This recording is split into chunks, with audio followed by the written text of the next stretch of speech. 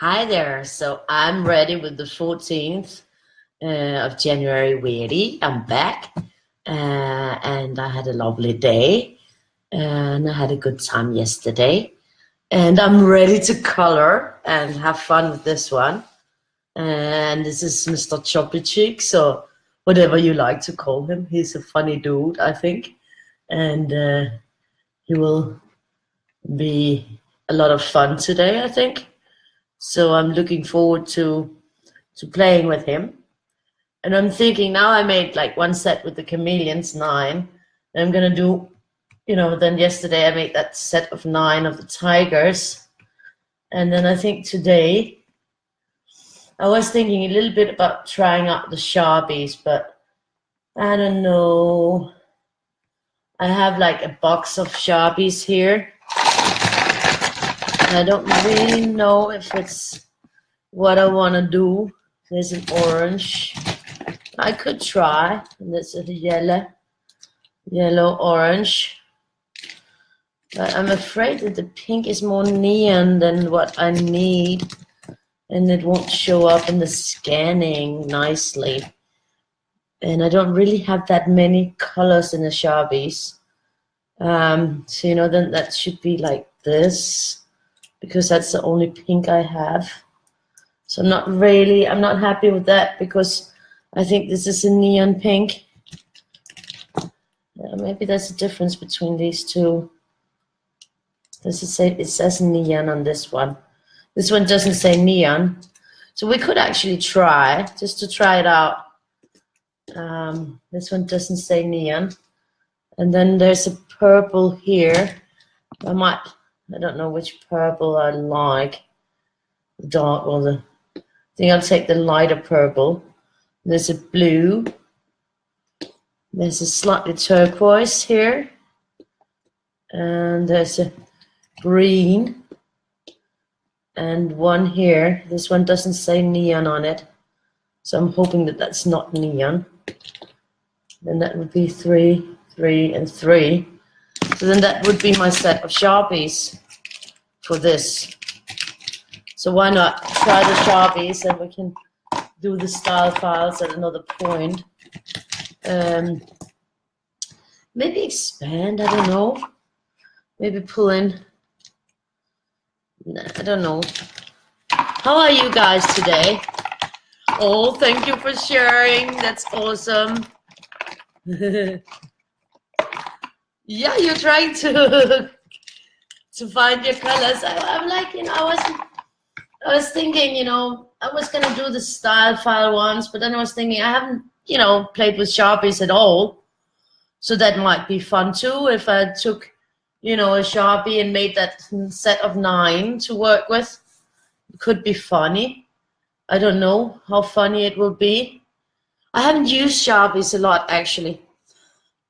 And yeah, we had a nice day. We went to a restaurant, a buffet, in the afternoon, because if you come like early, before they like at 4 o'clock, they switch to the evening. So if you come like at 3:45, you still pay the lunch price. It's a very good trick. But they already started to change for the evening dishes.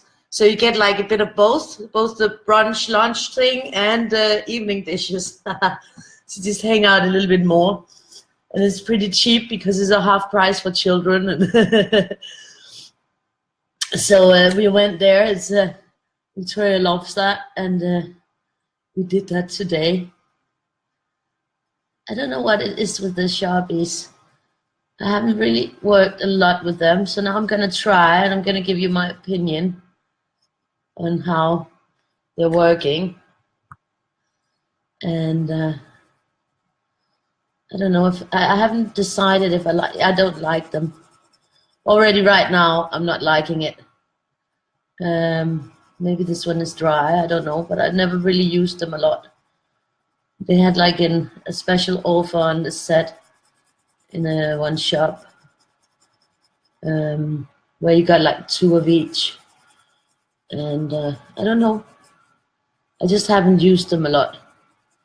And I can see already why, because I'm thinking that it's not as uniform going on as what I'm used to. So that might be why I haven't used them so much, because I'm a prickler for that uniform look. So that could be. But now we're gonna try and see the end result, you know?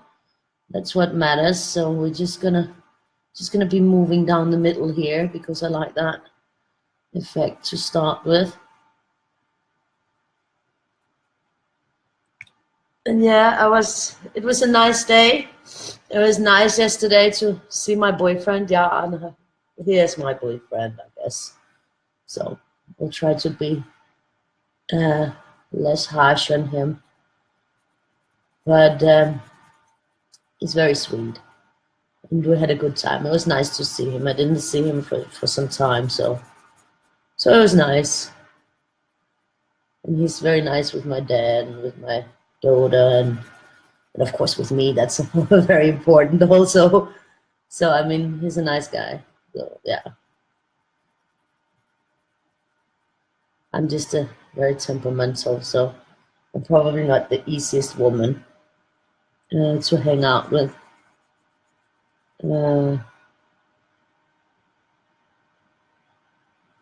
So we'll see what happens here.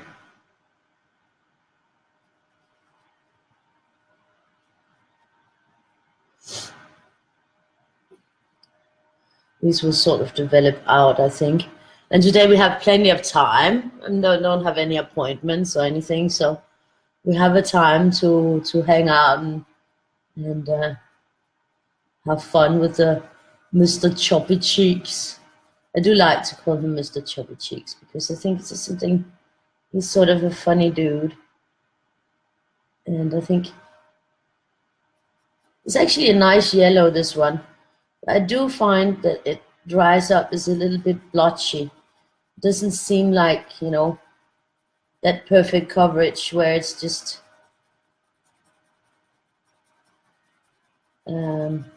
it's not what I expected it to be, more perfect, but that's just me.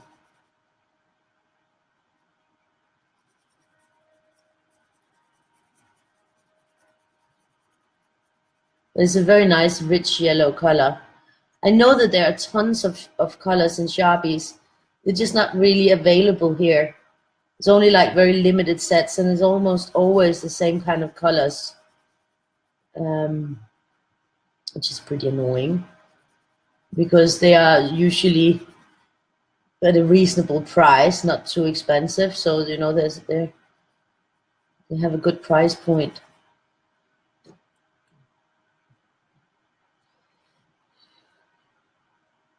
I can't really smell them right now. Let's see. Like this here.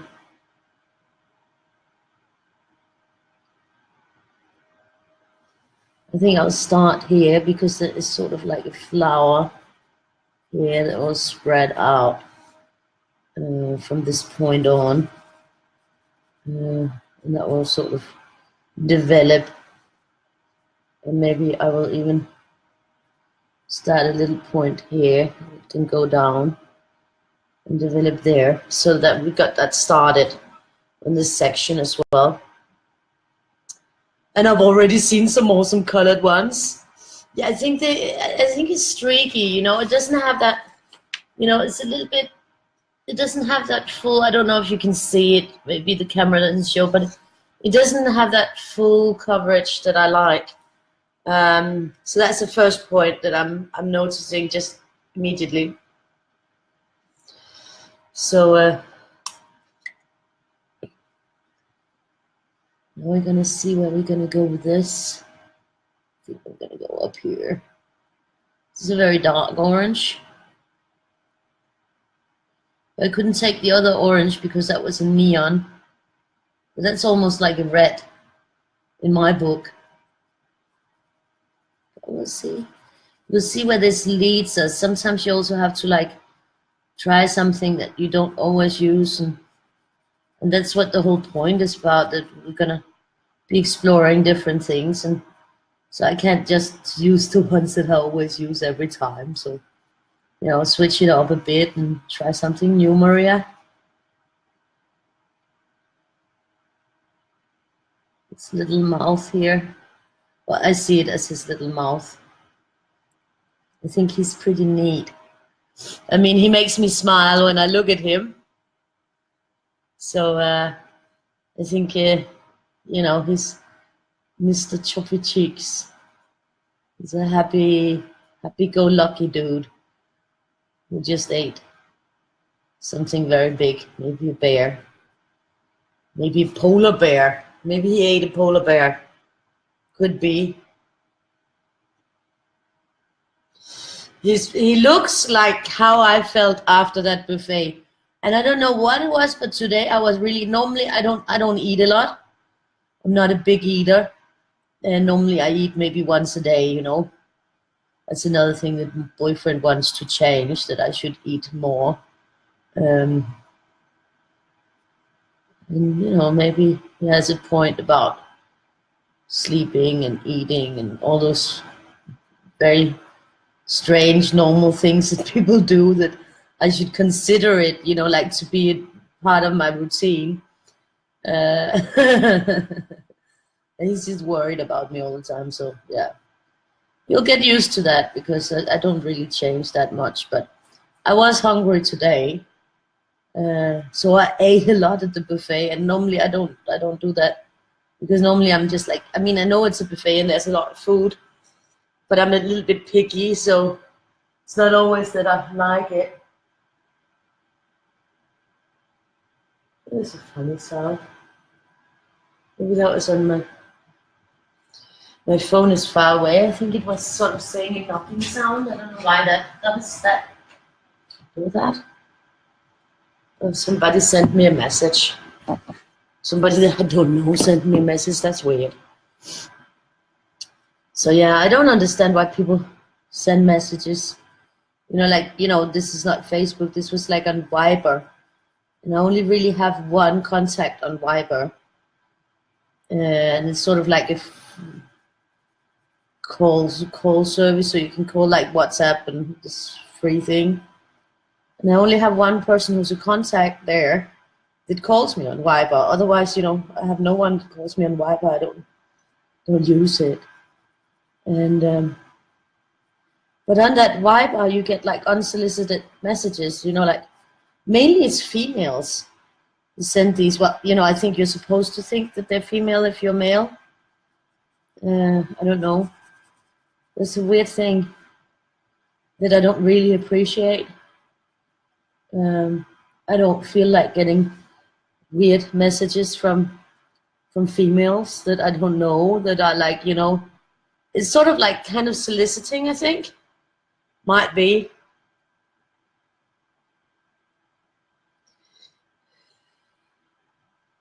From December 26th. Ah! Which one was I coloring there? Which one was I coloring? Oh, as long as it was good. Oh, I ate so much. It was like when we left the restaurant, both me and Victoria were like, whoa. The only thing we could think about was getting home out of the cold, because it was really freezing cold. Might have helped if I had worn like real pants instead of just some leggings. But I still didn't manage to get all the clothes folded and all that. And I didn't get a washing time today because I didn't feel like it. Now I did it yesterday, so now it's just waiting for me to get in a folding mood. So I think, yeah, I think it's looking good. This one was less of the blotchy that the yellow was. It's not a lot of blotchy. It really isn't, but I'm a little bit of a stickler for that. I'm thinking that I want to go up here and just add this on the ears here, so we get a natural start on that as well. because he's a different one. So when we got home from the restaurant, it was just like, okay, we're gonna go on the couch and we're gonna watch a movie together, because it was still, pretty early because we went there so early. But then, it covers both lunch and dinner. I told her when we went there, I'm not gonna cook tonight then, because now we're eating. So we better eat enough. And there's also like fresh fruits and salad and all kind of stuff on this buffet. It was pretty good. Once I brought Victoria's dad, but he totally misunderstood the concept of a buffet. He ate the rice. He sat there and ate a full plate, like with the top, with rice. And I'm like, come on, you're at an all-you-can-eat buffet and you eat the rice? You gotta eat the meat and all the stuff that costs money, I mean, damn. But he just didn't get the concept. And he's like, but I really like rice. Yeah, I know you really like rice, but take advantage of the opportunity and eat all the meat. That's what we're paying for, It's all you can eat. Don't just eat the rice, idiot. No, but so that was a really good part. Victoria loved that. And she always gets so happy. And now actually they're having the whole of January half price. So it's even, normally it's cheap, but it's even like cheaper now, which is awesome.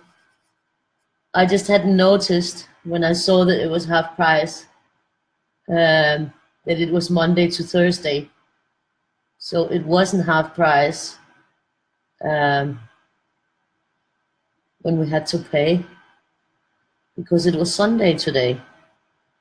And I hadn't noticed that on the sign it says Monday to Thursday. But it's still very cheap. And you get a lot for the money, and I wouldn't even have been able to shop in the supermarket. At least, it would be very limited what I would have gotten compared to what we got there. So I think it was an okay thing, as long as we just do it once in a while, and she really enjoys it. So, and it's definitely better than getting a pizza, because you get all kind of, there's so many fruits and veggies as well, so you do get all around, and it's not like totally unhealthy, all of it. I'm not that I'm into totally healthy food, but if it's I love pizza with a lot of cheese on it, but that's also for rare occasions, you can't have that every day or something like that. And also, I have to start on that cooking thing, to think about when I'm gonna do that. Get started. Yeah, it's a bit blotchy, but it's a nice red color though. So yeah, so when we got back in, it was like off with the shoes and on with the comfy big fluffy socks, and I got a blanket out and a pillow, and Victoria took her Nordico, and we're getting ready to watch movie in the sofa and just chill, to sort of let the stomachs fall down again, I guess. And then my phone call, it was my ex-husband, and he's like, "Are you home?" And I'm like, "Yeah, I'm home." "Yeah, well, I'm coming by because I have some clothes for your daughter." Like, he has a friend that has a daughter that's a little bit bigger than Victoria, so every time she cleans out her closet, I actually think it's his new girlfriend. Anyway, every time that and obviously she must be a very clean and tidy person, because she does it quite often. So when there's some clothes that her daughter can't fit, she'll put it all in a bag, and then he'll come by and give it to me, and then Victoria will be happy. If it's not too girly. She doesn't really like if it's too girly, the clothes. So she gets more happy if it's from the boys and their football clothes. That sort of makes her happy. But this time it was really sporty. It was really, really nice. So she was really happy with the new clothes. Really awesome clothes. It wasn't like cheap clothes. It was really good quality. I guess she spends a lot of money on the children's clothes because it was really lovely. I mean, it was, and it's so sweet and thoughtful, you know, to give it to me and Victoria because, you know, I can't go buy clothes like that because it's just too expensive. So what I buy is, you know, and now she's too big for the second hand because, you know, in the second hand it was good when she was smaller because it isn't so used. But now that she's bigger, it's too used. The stuff they have in the second hand is just not good enough. It's broken, you know. So so we're really lucky that we get that, and it's almost like new. I mean, it seems almost like it's new. It just seems like it's never been worn. So she also takes really good care of the clothes. So it's a win-win. So then we had to go down to meet him because he doesn't want to. Here you have to pay for the parking where I live, and it's impossible to find a parking space, especially in the weekend. Um, so you know he'll just come with a car down on the street, and then we'll go down and pick it up. And then he was like, he had to go to the supermarket, so he's like, oh, why don't you come in with me to the supermarket? I guess he thinks it's boring to go alone into the supermarket. I don't know. So we went with him to the supermarket. And Victoria got some candy. He gave her some candy, so that was nice. So we just catch up, you know, for 15 minutes, half an hour. So we got our cozy time was delayed. But then when we got back up, it was all cozy up and watch a movie. And I chose the movie in the end because Victoria always wants to see something boring, children's movies, you know, like, I mean, things for kids. And then when I say, oh, could we watch this one? No, mommy, it says it's rated 11. That means that you have to be 11 years old to see it. And I'm only 8. I'm not ready to see that movie yet. And I'm like, come on. I mean, I watched, you know, I mean, come on, it doesn't matter. But she's very rigid on those things. But then in the end, I got her convinced that we could watch a movie called Goosebumps. Because she have the books. So she's been reading them. So why wouldn't she then be able to watch the movie? If, I mean, I was trying to, it's just because I want to see something that I think is fun too. Oh, that's awesome. Yeah, Tina told me I have to go and check that out. I didn't see it. I have to go and check it out afterwards. So soon, maybe I will have a guest host for a Weirdie, which will be awesome, awesome, awesome, awesome, awesome. I'll look forward to that. So yeah. So that was more or less it. So we watched that movie Goosebumps, and it was pretty good. I do see that maybe the zombies and I mean, yeah, well, we'll see if she gets nightmares. Then maybe it was wrong of me. But, you know, you also have to get used to that. It's not that scary. She can watch Harry Potter. Why wouldn't she then be able to watch Goosebumps? So we'll see what happens if I scare her too much. But I just don't want to sit and watch My Little Pony or some other stupid thing that you know, that I really don't want to spend time watching, that I will feel like I just wasted I don't know how long in looking at something that I find utterly annoying and stupid, and especially the ones who then they have a Danish voices on them, and this it just sounds so stupid. And yeah, so I guess I'm not a very pedagogical mom. I want to watch something that I think is funny too. I mean, I love that one, what's it called, Beautiful Beasts or something like that. And I love the Harry Potter ones and Lord of the Rings and stuff like that. I can watch those. You know, I can watch the musical Annie. I can watch The Wizard of Oz and stuff like that I like. But there's a lot of these children movies that are really just so stupid to watch. So yeah, she has to, if she wants to, I mean, she can watch those things on her own, But if she wants to watch a movie where I'm actually also, you know, kind of watching while I'm drawing, then it also has to be something that I want to spend time looking at, not something that is totally idiotic. So that's sort of how I do that with the movies. I try to convince her to watch something I want to watch. Yeah, just the singing is horrible also. The My Little Pony. Oh, and they sound so stupid when they're talking. It's just like, nyeh, nyeh, nyeh, nyeh, nyeh. It's just noise, you know? It's like where you have to put those hear things, the things in the ears, and she can watch it. But otherwise, you'll have to go into her room to watch it because I just can't stand listening to it. So yeah. And some of the new Danish children movies are also like really stupid. I think I don't feel like wasting my time watching them. It's a waste of time. I don't know, the people who makes these movies must think that children are stupid or something. I don't think the children are stupid. But you know, it's like the movie is talking down to your level of intelligence. And I like a movie to be interesting, you know. I like it to have some interesting points and something that you can learn from, not just pure silly stupidity. That makes me tired. I remember when I was a kid, when my mother was married, not to my dad, but to another man.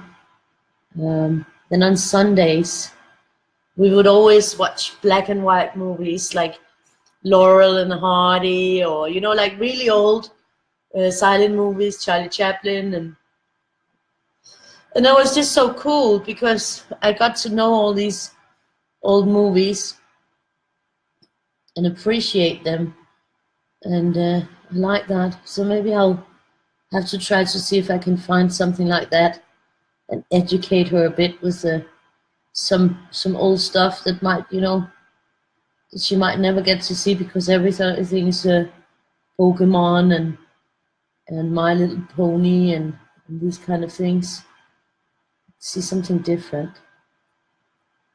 You know, if you take out these old movies like, you know, the Elvis Presley movies, the Marilyn Monroe movies, they're also like really great to see now. These movies, they don't die. They're good movies. They're historic in some way, you know. And they're sweet. They're from a sweeter time when there wasn't so much, you know, evil. So yeah, you know, maybe I should do that we do an old movies night. I could promise her popcorn. Then she'll definitely participate. Oh, I said the magic word popcorn. Now her door opens.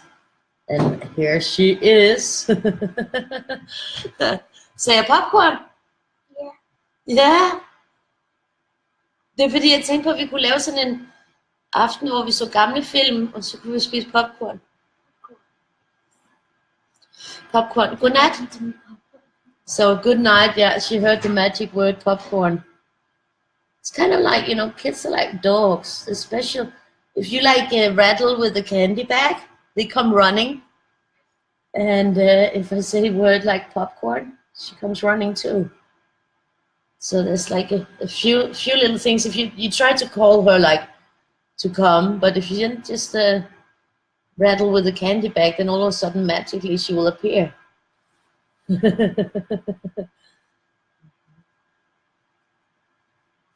Dogs are just a little bit easier to train.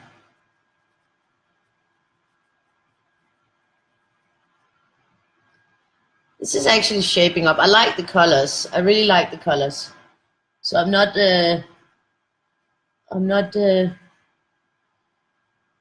disappointed with it yet.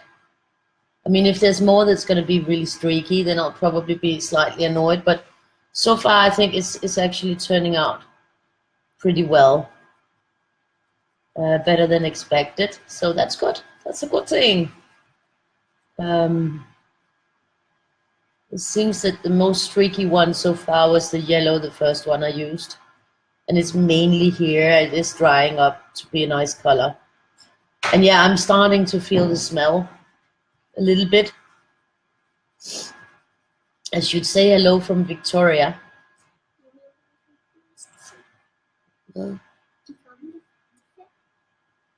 Nej, de gamle, de 5 film er ikke helt gamle nok til det, jeg havde planer om at se. Ja. Jeg gider heller ikke at se noget, jeg allerede har set, vel? Altså, det synes jeg er mega kedeligt. So yeah, and I don't want to see something that we already watched, because I find that terribly boring. Because I'm the kind of person, if I've read a book once, or I've seen a movie once, then it's already stuck on my hard disk, and then I don't really need, I mean, it's very, very few movies that I can see again. Los Secretos de sus Ojos. It's an Argentine movie. It's called The Secret of the Eyes or something like that. That one I can watch again and again. And some of the Spanish movies that I've seen, like that I really like and enjoy to see again and again, that are really, really good. So there are some things that I can see again, but not a lot. Most will bore me to see again. So yeah, it's looking good so far. I mean, good, strong, vivid colors. Now we'll see with this. Maybe I should just try this purple before I put it on, so that I'm not totally ruining it. There's a very light purple. I'm just going to try the other purple just to see the difference.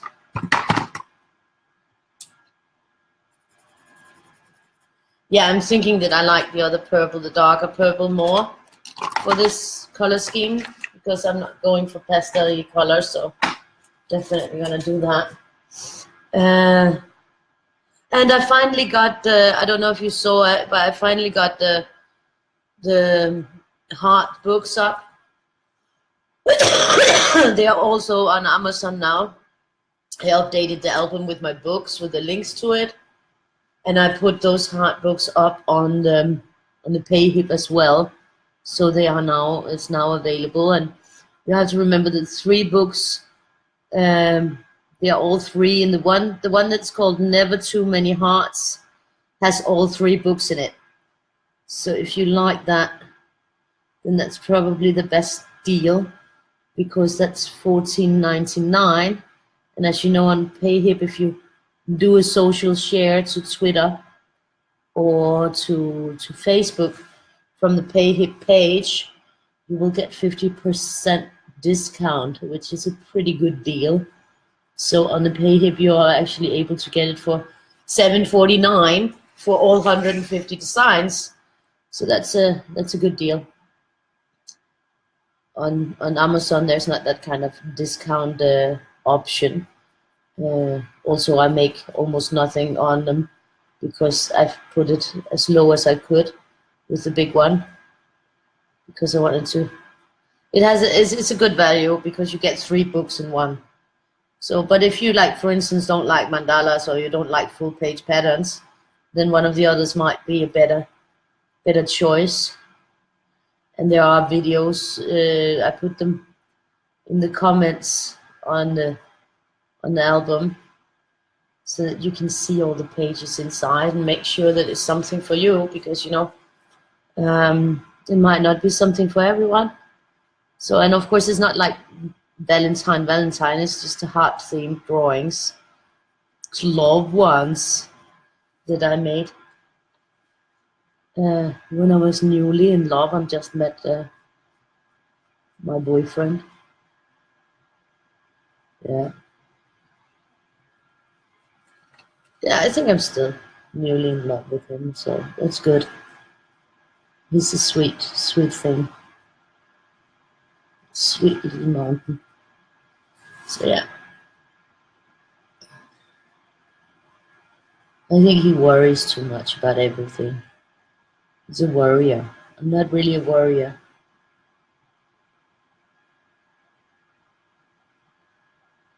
So,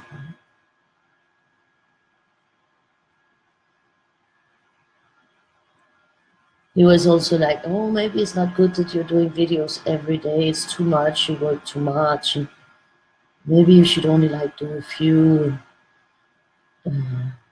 But what doesn't he understand about the concept of a weirdie a day? There's 366 weirdies. That means a weirdie a day is the concept. So, yeah, I sort of, he understood in the end. I think he's just worried that I won't have time to see him at all. Maybe that's it. Maybe that's the real issue. But you know, if it hadn't been for the power out, then I would have gotten started at the right time, and then it would have been time so that I was finished when he came from work. So luckily he works late, so that's pretty good.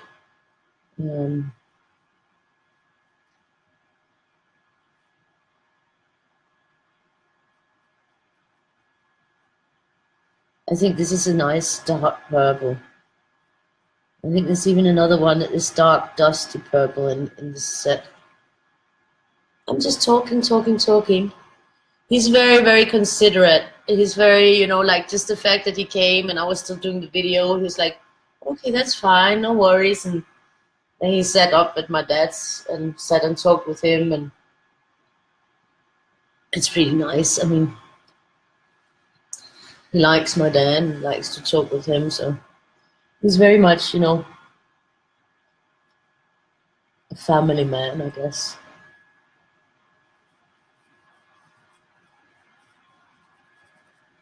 He's sort of like, you know, when he comes, he's sort of part of everything. He's sort of already, you know, he sort of blends in,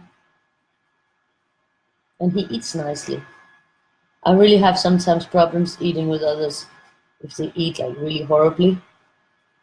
Yeah, I don't have problem. I just, you know, I might just not eat, but I always might not eat, even if people eat nice. But he eats really, really delicately. I mean, for a man of his size, it's quite amazing that he eats so nice.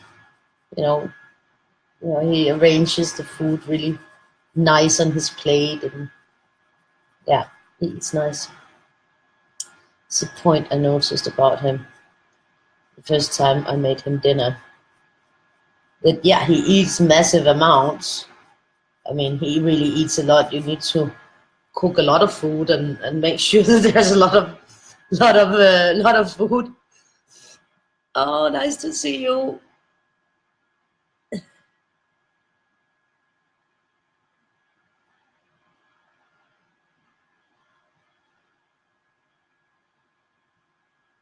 Where do you share?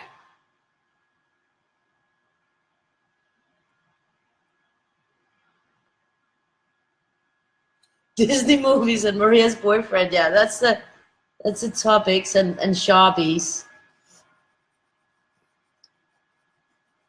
So yeah, but the movie we watched was good. It was a scary one, a little bit, but only little bit, only tiny bit. It was also funny. So I thought it was funny. Might be different if you're a kid. But... So these are the arms. He's looking happy, yeah. And I got the videos done. That took forever to download the video and get it done from yesterday. Especially when you like having a quiet day. It's a very quiet day today.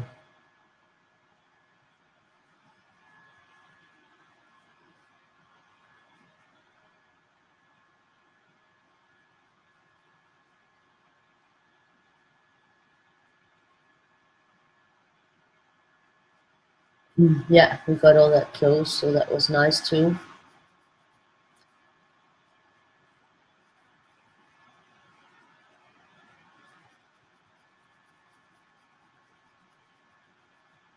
It's just lovely. But I can really smell them now. They're starting to like get in my head. Yeah, they bleed. But all of the markers that I use, except for those Sig and the Faber-Castell, they bleed because they're all alcohol-based. You can see that here, that everything is bleeding down. But then it's not bleeding through this because that's where I have But all alcohol markers bleed. Sharpies bleed a lot, but they all bleed a lot. That's why, for instance, if you were in a book, it has to be single page books so that there's nothing on the back, and then you just put a piece of cardstock in between. That way you're still protecting the image on the next page, because otherwise it will bleed through and ruin the next page. And I think most coloring book artists are clever enough to make single page books, single page books, so that you don't ruin the underneath, I mean, I think it's pretty out there if you're making books and make them so that people can use all the materials and, well, maybe not watercolors, you can't make that you can't get paper that's good enough, that's really hard, then the book price would be really skyrocketing. You can't even, there's not even an option to get that kind of paper, and you have to have it printed yourself, and it will just be too expensive unless somebody already have money to spend, and most artists don't. So it's just the fact of life. But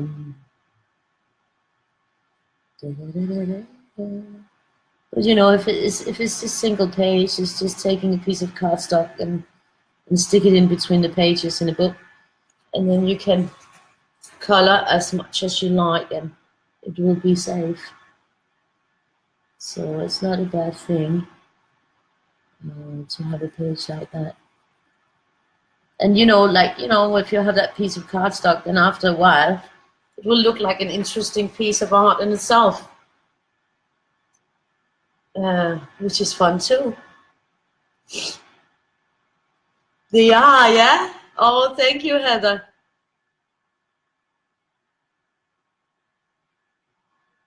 I hate when they run out.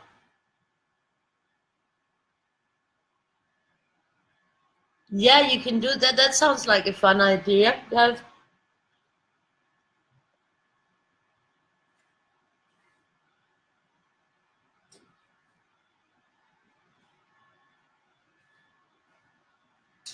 You might get a severe headache. They are pretty heavy. Yeah, there's this thing. I mean, if it's a double-sided book, you have to use colored pencils. Skal du ind i seng? Skal sove? Ja, nu har du fået kram.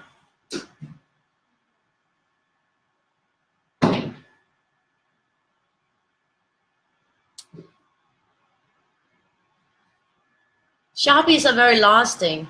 They last very well if you use them on something. So they're a great option if you wanna like color or do something special on the shoes. Then they're pretty awesome. This is a nice blue, very nice blue. It's got that strong blue in it, but still dark. Like the indigo that I like on the chameleon set. That kind of blue. So I'm liking that a lot.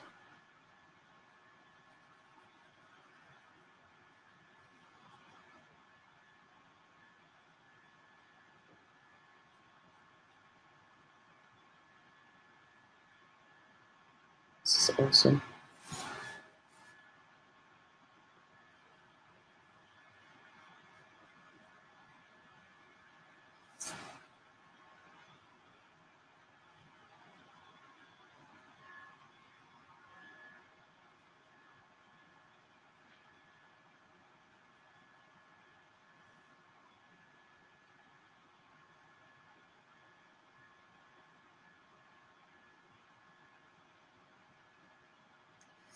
My daughter is complaining about her art teacher in school because she thinks that he can't draw.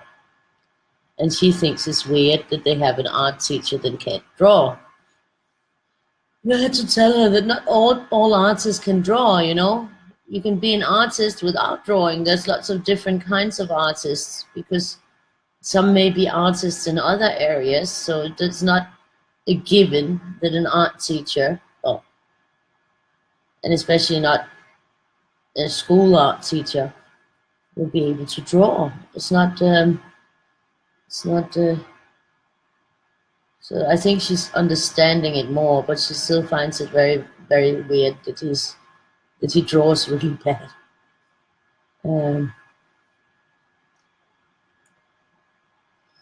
So yeah, that's kind of funny that she's thinking about that. But that's probably because she always sees me drawing. They are very permanent. Sharpies are very permanent. But I think most alcohol markers are permanent. But I think some might wash out. It's different solutions. Each brand will have their own resolution of the alcohol, their own how it's put together, you know. So, and I think the Sharpies are very, very resistant, and they are used a lot for big projects where it has to last. So it must be something about the alcohol resolution in them that just makes them last long, you know, like longevity, especially when used in footwear where you need to have them very strong. You see, you almost don't see this against the dark purple. You do, I mean, with the eye you see it, but I'm not sure that you will see that. Maybe you'll have to get closer to see it.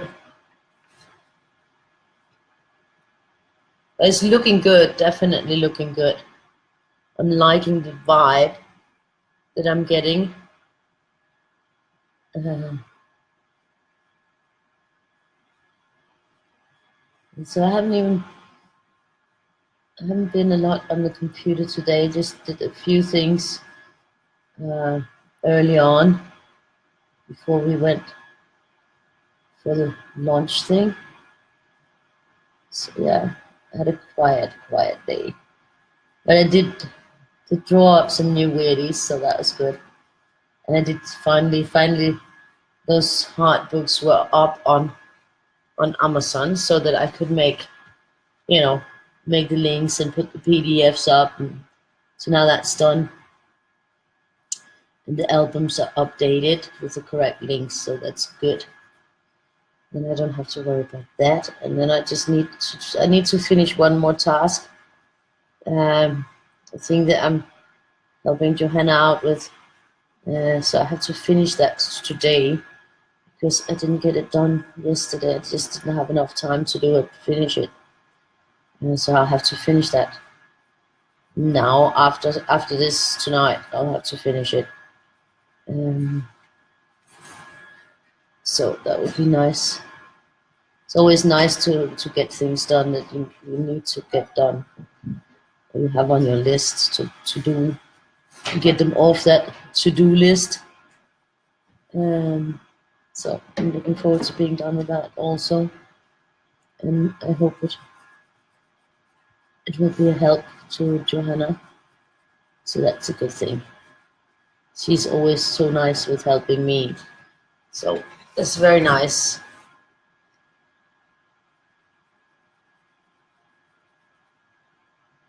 And yeah, I heard even more people are going to Facebook jail. So I'm like really starting to worry about it. And I also heard that they're going to make it more difficult for you to see like posts from businesses or people that you follow because they want it to be more family oriented or something.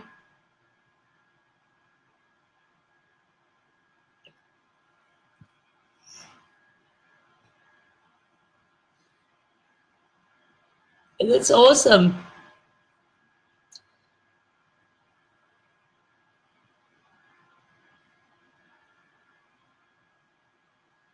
Yeah.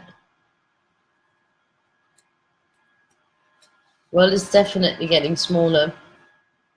It's really lovely.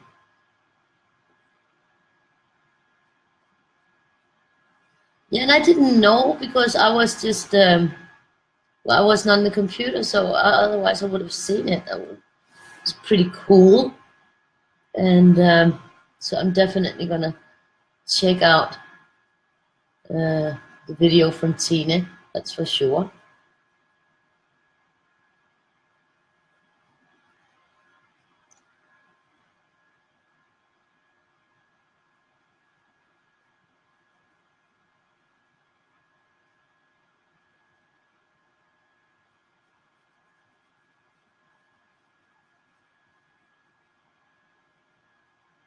This is looking good.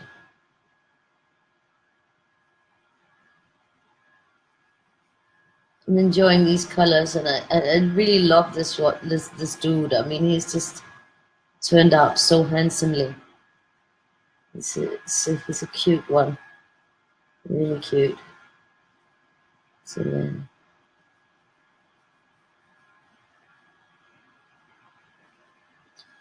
yeah, that was nice. Yesterday it was a great evening. It was a very quiet evening, but I mean, he's a quiet guy, so he's a very quiet guy, so that's also nice. He's calm, you know. He's sort of, I don't get fidgety and nervous around him, which I normally do around people, and I don't, you know, I feel like I have to say something all the time if I'm, you know, with company, and you know, I'm like like a machine. Whereas when I'm with him, he's so chill. It's just like lowers my my stress level totally. So I'm very, very relaxed around him. Very, I feel very comfortable. I don't feel like smoking 30 cigarettes at the same time and downing a whole bottle of wine or something, just to sort of get my nerves settled.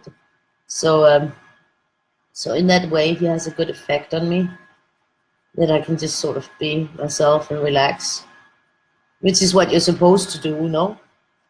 But I just rarely do that. So so that's a good thing. This is also a nice color. I like this dark turquoise. It's a very straight up color. Yeah, I'm liking the colors definitely of these Sharpies. The smell is a little bit tiresome. Good thing that my nose is still a bit stuffed, so I mean, definitely I would notice the smell way more if it wasn't for always being slightly snotty. And yeah, I'm a smoker, so I think that also even makes me smell even less. This one might be a little blotchy. So yeah, I definitely have a few points up on being able to stand the smell level, because I don't have a perfect sense of smell with the smoking, and with my nose always being a little bit, and I'm still snotty, you know, because then Friday Victoria was snotty, and just, yeah, it just catches on me. It's just if a virus sees me, it just sticks with me. So I will, you know, always get it in the wintertime. Victoria is also snotty. I think that's also why we just, you know, are really tired today with the just, well, hanging out on the sofa. Well, it's nice. It's also good to do that. Nobody says you have to be overly active constantly. You can just chill, especially after you eat as much as I did. There's amazing amounts of food that I got in. It was really, really good.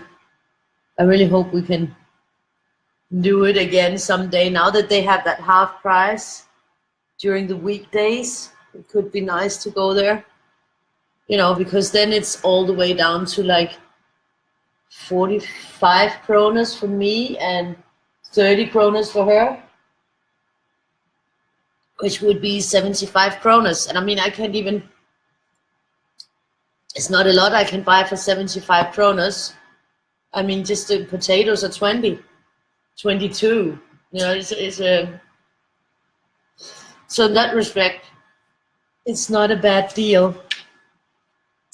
And you just have to drink the water with it. They also charge for the water, of course, but it's a pretty good deal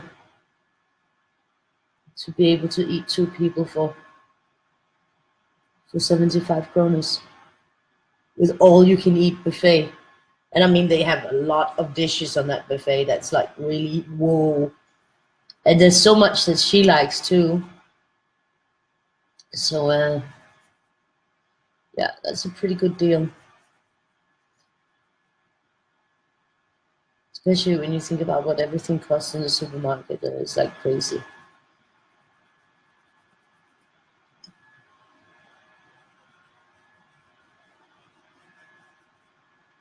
But I think it's also like my neighborhood where it's pricey in the supermarket, really pricey. It depends where you live, I guess, what the prices are.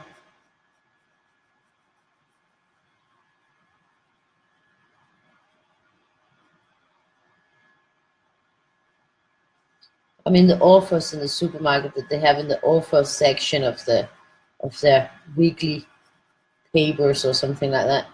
That's always going to be the same in all the supermarkets, but the general prices on meat and such, I can see if I'm somewhere else and I go to the supermarket, then the prices are totally different. When we went to Jutland with this help organization on holiday, we went to shop in a supermarket there, and it was way cheaper than what I experience on a daily basis. So that I was like surprised. Just like a lot of things, a lot of daily things were just cheaper. So I guess they really take advantage in the capital and putting the prices really high.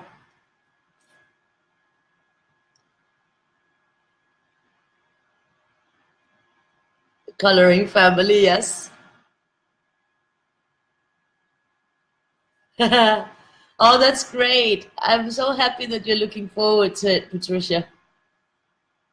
To our meetups.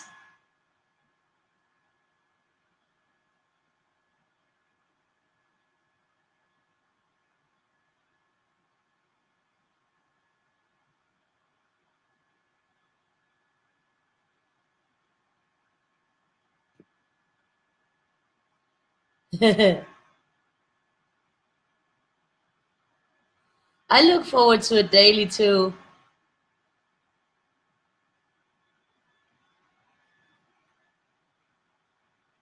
Yeah, the smell.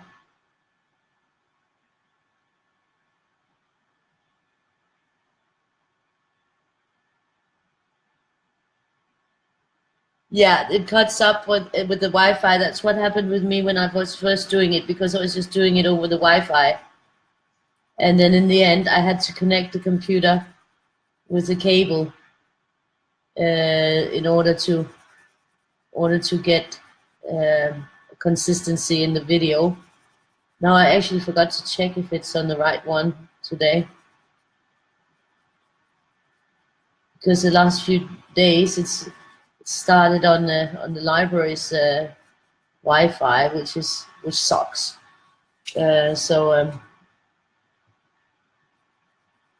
Yeah, I didn't check that today. I just remembered now. I need to make like a little checklist that I can put up in front of me so that I can remember to check all the details before I go on. A little checklist. Check, check, check, check, check, check, check, check, check. Well, I'll just have to sit and say check, check, check, check. That'll be fun. Yeah, I know I'm crazy. I do enjoy being crazy, you know, it's a good thing. It would be so boring to be normal. I wouldn't want to be normal. But maybe crazy is normal. Maybe we're just all a little bit crazy. Everybody. Everybody's crazy in their own little way. Now, that's not true, because I have known some people who seemed fairly normal, where I was thinking, how can they live, you know, so boring? So no, some people are normal.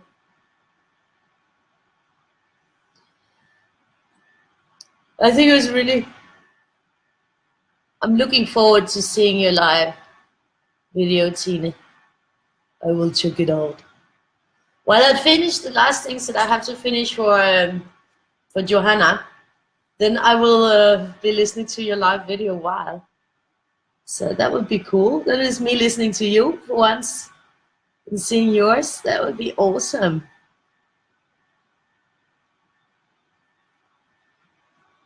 And my boyfriend, he's turning 50 this year. So that's a big day. He's going to be 100 years. He's what, 7 years older than me? Well, no, I'm turning 44, so he's 6 years older than me. He's turning 50. But he has a twin brother, and he really wants to have the birthday with his twin brother.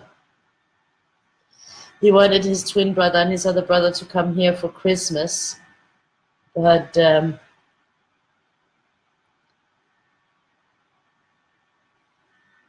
oh, goat cheese. Goat cheese is nice. I'm awesome. Nice to see you, Karen, and welcome. Yeah, I mean, it's going better than the first one. Yeah, I think $1 is around 6 krona.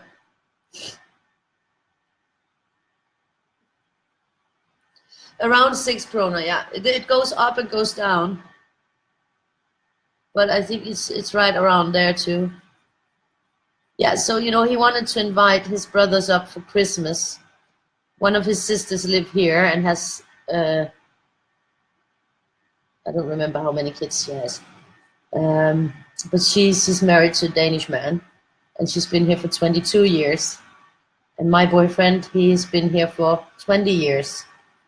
And he wanted to invite his twin brother and his little brother up for Christmas.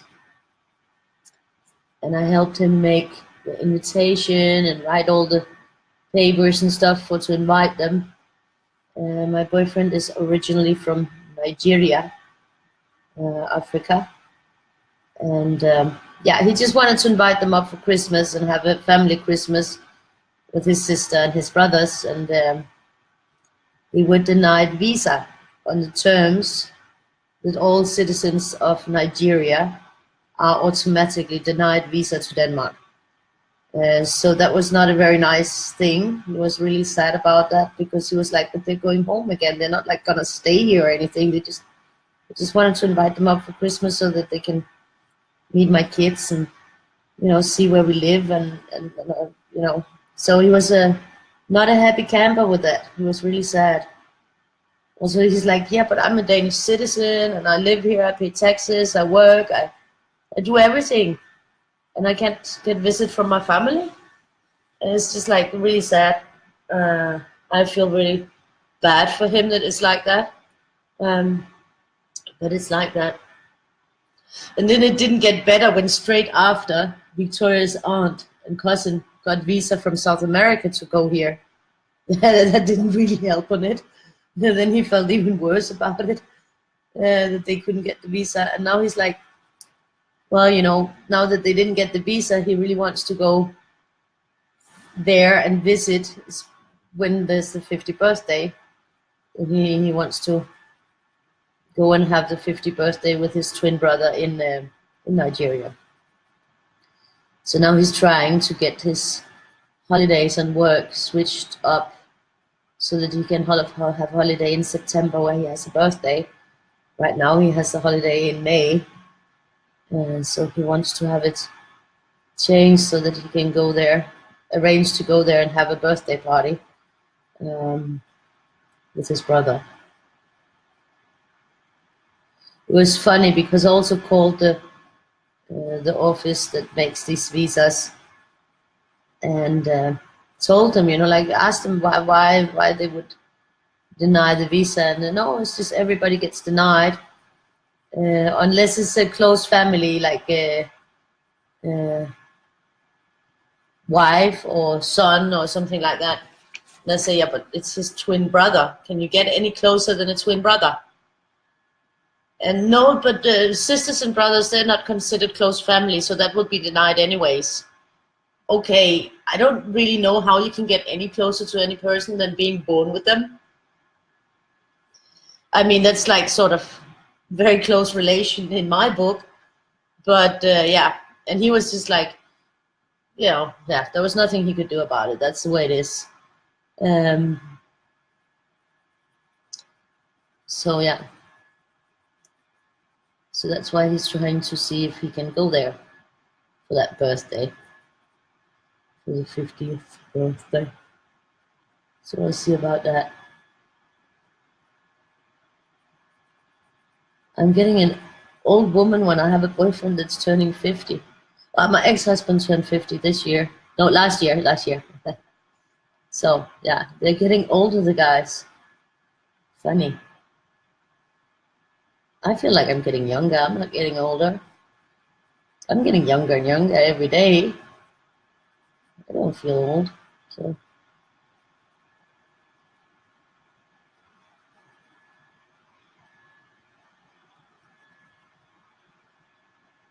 but anyways, he's like a big kid. He acts like a big kid. Yeah, he's very playful and funny, and yeah. So he doesn't seem like old, except for when he starts snoring. Like, if I make too much food, then after the food he goes on the sofa and immediately starts snoring, then I know I made too much food.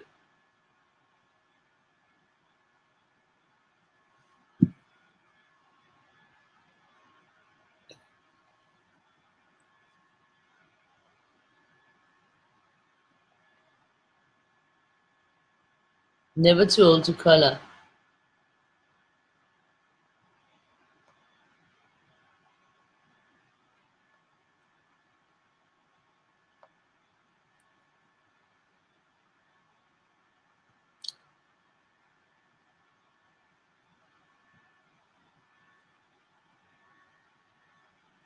Yeah.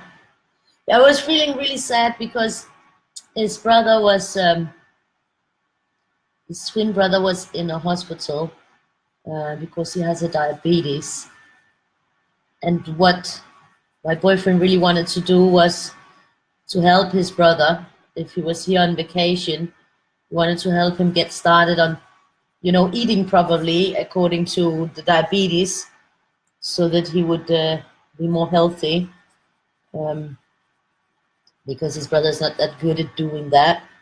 And Joseph just thought, if he was here for the holidays and he could sort of get him into a routine, then it would be good for him when he got back to his family, that he could be more healthy.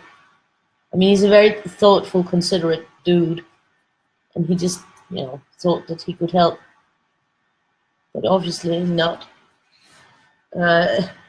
Yeah. So I do understand, but most of the people who are here illegally, they don't get a visa in the first place. They come here illegally to begin with. So it's not like most of the people who actually come on a visa, they go back. They just come for that, for that stay. They don't stay. It's the ones who are here illegally. They already went to Southern Europe illegally and worked their way up. So it's a quite difference. It's a difference. And I think, that's what the authorities are not like really getting. I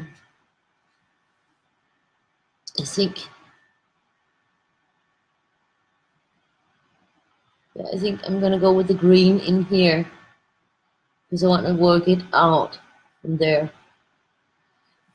They have very, very hard points. The felt tip is very hard on the Sharpies, which I kind of like because it's very manageable.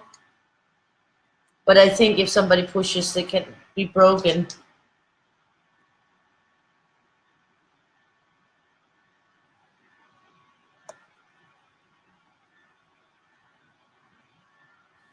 It is looking good, huh? I like it. Hi, Danny. Nice to see you.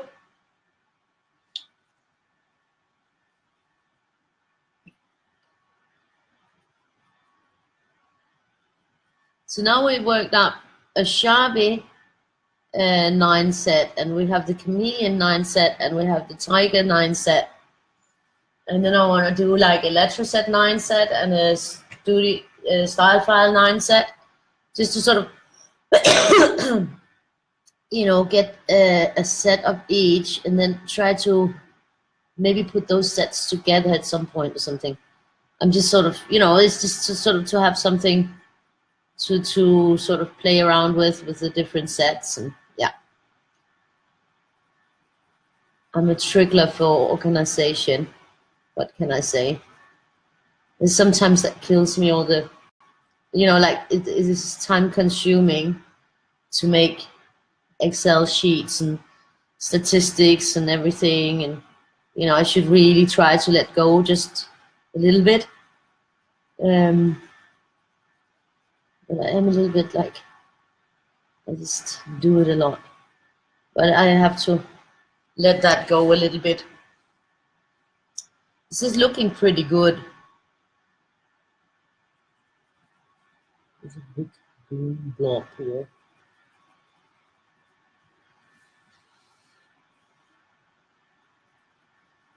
Mr. Choppy Cheeks. I like that name. I think for me he will be Mr. Chubby Cheeks, because that's what I think every time I see him.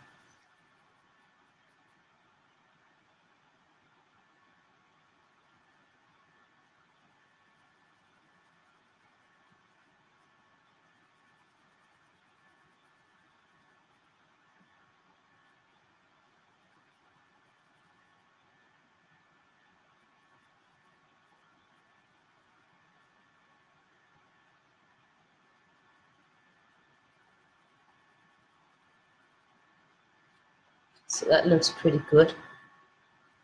Mr. Chubby Cheeks with the green cheeks.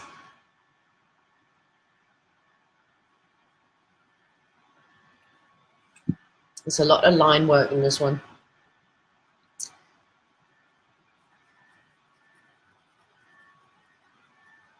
But each Weirdie, when I'm sort of like creating them, drawing them, and they all turn out very differently. Sometimes some start with a few lines where I'm thinking, oh, but I've done these lines 100 times. But then they just turn out totally different anyways.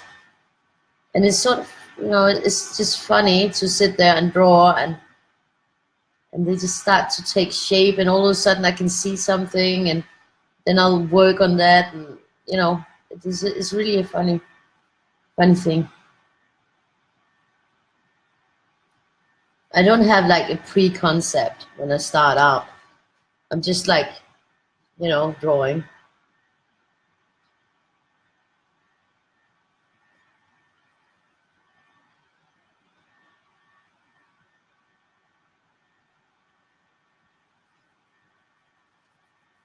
So it's sort of a very free expression, and they just sort of get born out of that. And that's very enjoyable to sit and do, and it's very relaxing as well. Like the twisters, but a different kind of relaxation. Also because I do it in a different way, and it's sitting in a different place, so it can't be compared.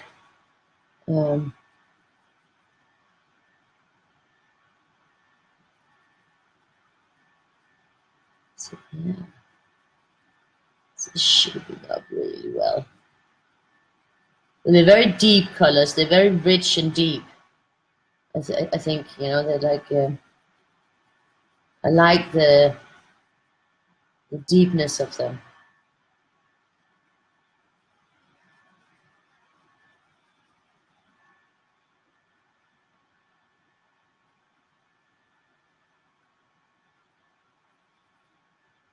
They're nice to work with.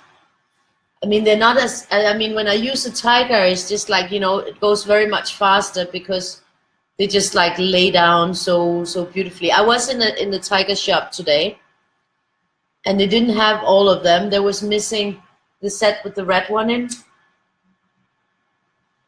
So I'll have to go to another place to see if I can find, a full set with all 7 packs of 3. I think there was 7, so it has to be 8 packs, I think, 8 packs of 3, so it'll be 24. I think there's one that repeats in 2 of the packs, but otherwise they are all different. But yeah, to get a full pack, and that will be a full pack. If it's 8 of 3, then it's 8 times 20. I'm just gonna have a look here what that is. If it's, then it's 160 Danish kroners. I'm gonna look what that is in dollars right now. I have a converter on my phone. So 180 kroners should be 27.50 or something dollars, more or less, depending on the rate at the going moment. So you see, like, but then there's the shipping. I have to look at how much the shipping is, because the shipping will be definitely, that's the thing that is always as a killer from Denmark. But I have to look at that, because I bet it's under 2 kilos, so it could be sent as a letter. You know, if it's under a certain weight, you can still send it as a letter, which is cheaper than sending it as a package. So I'm going to be looking at that.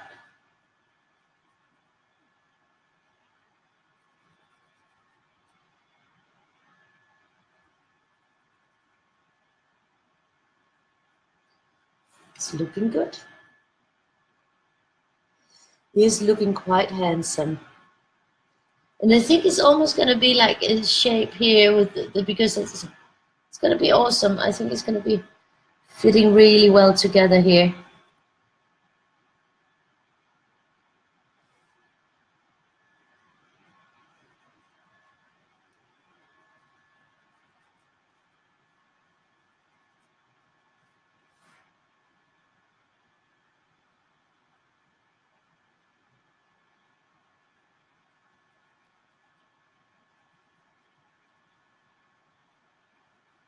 I have to do a lot of practical stuff. I actually broke a tooth today, I think. There's something missing. Either, you know, like the inside fell out of it. Maybe it had like some repairs in it from old days that fell out, or maybe it had a filling and half the tooth fell off. Because it was something else. Victoria had made a little selection of her new candies for me as well. And took one in, and I was like, why is this wine gum crunchy? It's crunching. And I guess, yeah, my tooth just kind of kicked the bucket there, which is not a very good thing, because I'm totally, I don't like to go to the dentist. And going to the dentist in Denmark is a very, very, very, very, very extremely pricey thing. It is it's no good, and I don't have insurance that covers that. You only have free dental care until you're 18. Well, at least you have that. In a lot of countries, you don't even have that. So, I mean, we're privileged in that way that we have that for the kids. But for someone on my income level, it's just not very good, because then, you know, you don't want to go to the dentist because you can't afford it, and the dentist wants the money right up. And here, then you can apply to the social for help, but in a lot of times they make the application process so complicated, or they want things that I simply won't give them, that I don't think that they can ask me. So you have to apply for it before you go and have an assessment of the price. It's like a stupid thing. And the times that I did try to apply for help, it's been negated, that I couldn't get it. And I mean, they can clearly, perfectly see there is no fucking way that I can afford to pay the dentist. There is no way I can do that in my budget. You know, I mean, I have a very tight budget. So you know, just allowing myself to go with her to the buffet is like, you know, we're going to the cheapest place and it's something that we savor. So, you know, this stupid dentist thing, it's gonna throw me a little bit. Because first and foremost, I don't really want to go. I think going to the dentist is like going to torture. So, and I'm really bad with it. I mean, I'm horrible. I start crying before they even touch me. You know, I lie down on that thing, and I'm not a crybaby at all. I'm not a kind of person who cries, so that makes it even more ridiculous, and I feel horrible. And then I lie down there, and the tears just start streaming down my face, like totally. And I know that it's not gonna hurt. I mean, I know it's gonna be okay. But I just really, I hate the smell at the dentist. I hate everything about the dentist. And I just think that dentists, they're like born sadists. That's why they study torture techniques of people and they become professional in it. And yeah, and I will have to go. I will really have to go. Yeah, I mean, that would be 24 markers for that price. So it's just around $1 a piece. So it's definitely not expensive markers. And they just work really well. Yeah, so I'm dreading that. I have to, first and foremost, I have to pull myself together and call the dentist. Then I'll have to go there. But, you know, yeah, it's a nightmare. I can feel it with my tongue, you know, with my tongue.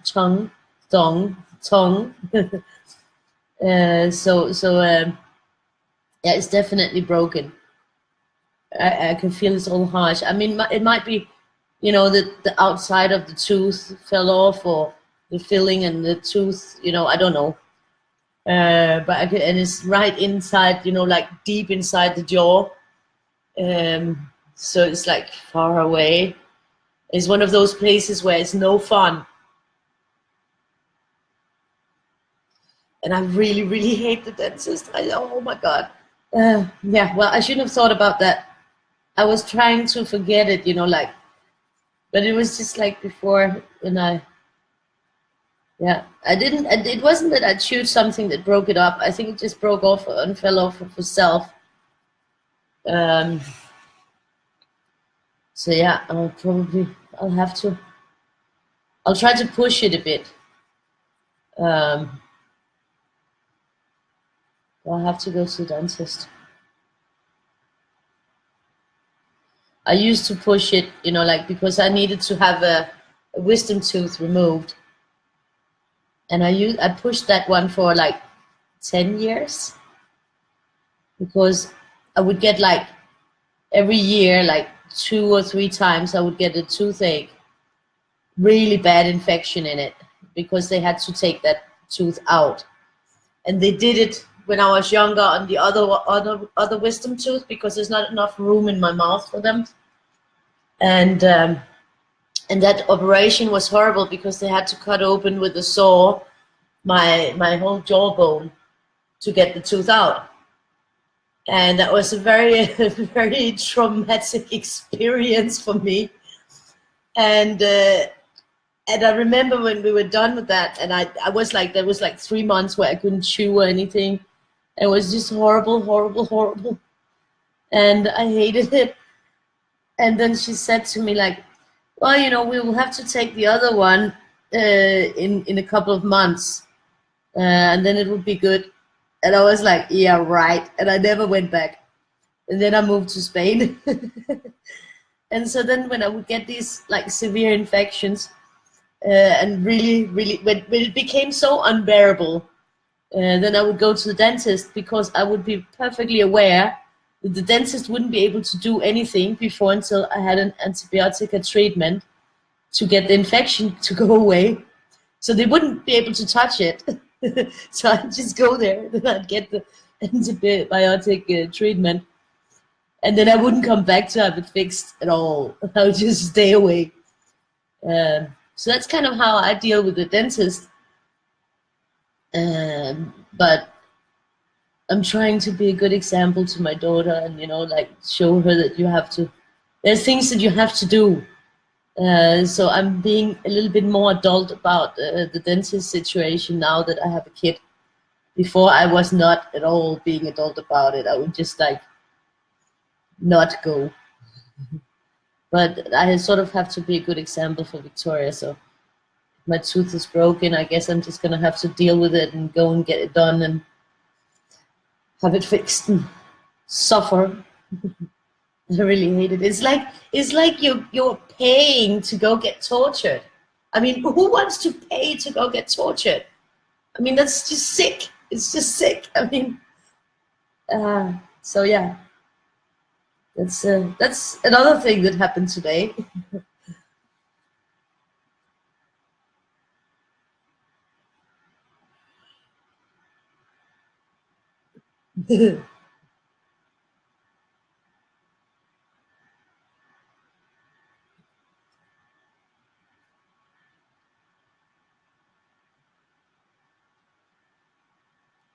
Yeah, but there was somebody who looked up the tiger markers on Amazon, and there they were 3 or 4 times the price of what they are here. There you had to pay like $12 for 3 of them. It was like crazy. Me and Tina were like almost having heart attacks. With that price.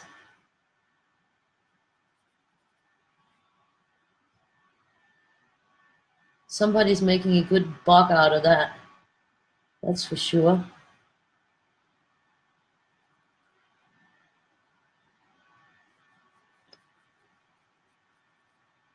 This looks lovely. It's a very nice. Yeah, 12 in sets of 3. And exactly. Exactly, that was what I was looking at, that I could do it for those who would like it, and then just, see what the shipping is on them, and then I can get the set and ship it, so that you don't have to pay $12 for, because imagine if you have to buy 8 sets at $12, that's like 80, it's like $104 for all of them, whereas this is around $27.50 or $28, and then of course the shipping comes on top of that. But I mean, that would definitely be at a price point where it was possible, that because $12 for 3, that's crazy.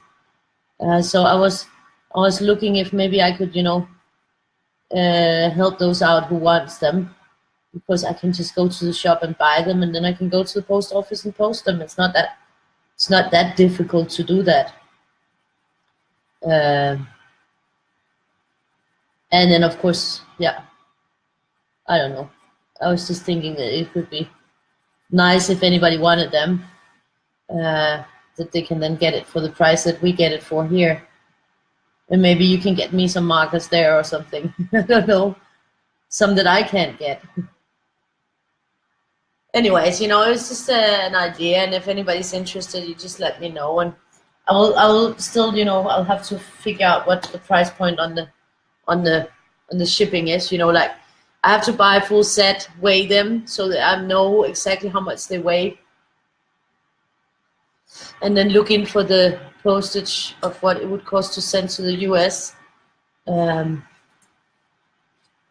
So. Or any other place, but most European, we have tiger shops. I think there is a tiger shop in New York. I'm not quite sure, but I think I heard about it. It's definitely spreading, because it was so maybe it will be coming, the tiger shops to the States too, or if it hasn't already arrived in New York, because I think they have one in China.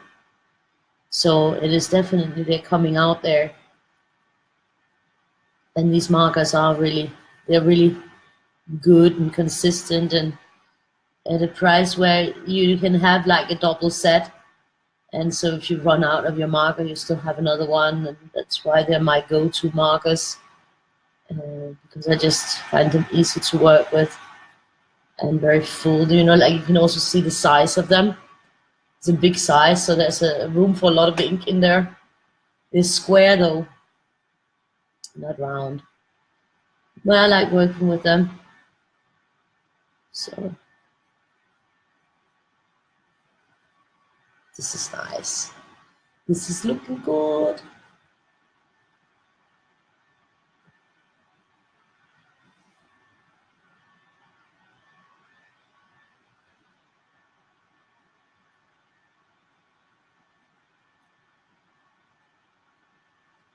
It is looking very good. It's very, very strong, very clean colors, very, yeah, I like it. I like the way that Mr. Chubby Cheeks is shaping up. Better shape up, cause I need a man. Na, na, na, na. Yeah, so I'm actually also, I was in a good mood because I was listening to music today. I always forget to put on music. But today I actually did put on some music. So yeah, definitely. My boyfriend is good for my mood, I think. As long as he doesn't worry too much. And he's very, very practical because the curtain of my one side of the closet had fallen down and it's high up. And I did have some things that were hanging in the ceiling that I needed to get down. And because he's very, very, very, very tall, then he can reach everything. So it's just like, can you just do that? Can you put that one on the spot? And, you know, if I had to do that, I would have to like get the stair thing out and stand on it and wiggle on it and feel like, oh my God, I'm gonna fall down. And he just reaches up and fixes it. So that's pretty nice. That's really a handy thing.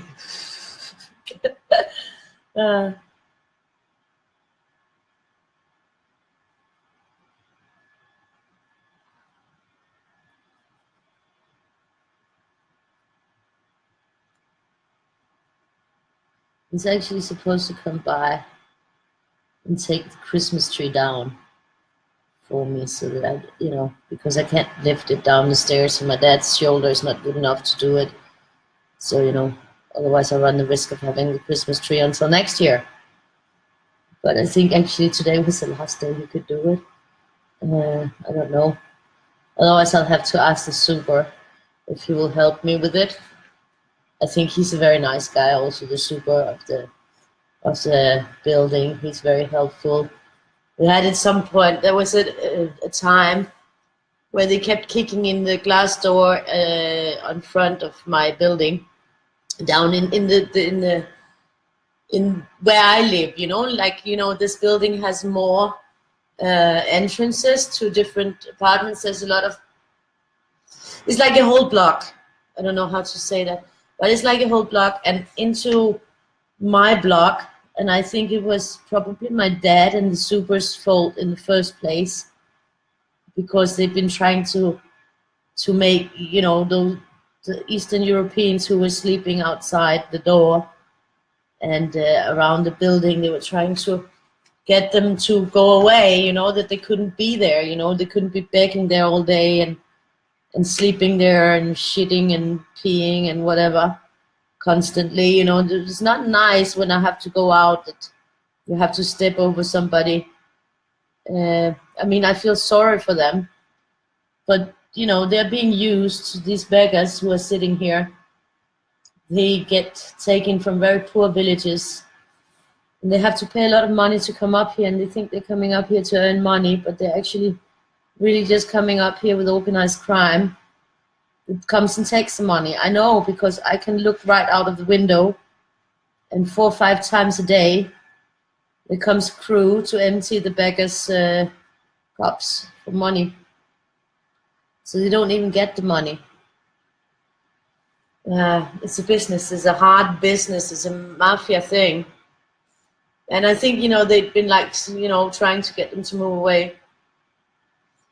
So this with breaking the door downstairs was a retaliation, and they would do it like between 2 a.m. and 4 a.m. And I'd be the only one in this fucking building who would hear it. because I would hear them kick in the door, the glass door, until it break. And I would be sitting here and I would be so scared, because you never know if it's somebody who's going to come all the way up and start breaking in your door, and I'm the first door, you know.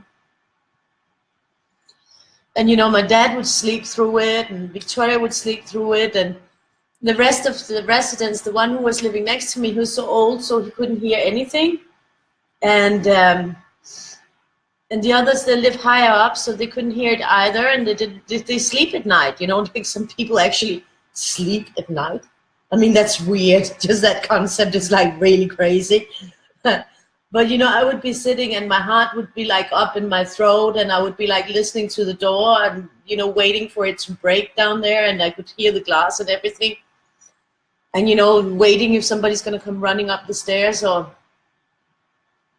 it was really, really scary, because it was like 4 or 5 times a week. You know, I couldn't go to sleep. I couldn't go to my bedroom, because I knew if I was in my bedroom, I'm too far away to be able to hear it. So I'd just be sitting in the living room waiting for it. And I talked with the super, and he's like, he doesn't live that far away. He doesn't live in our building, but he doesn't live far away. And he said, you know, next time you hear anything, you call me and I'm going to fucking come there. I'm like, okay. So the very next day, 3 a.m., boom, boom, everything went on again. And I called him right away, 3 a.m. And he was here in 10 minutes. They just ran off before he made it here.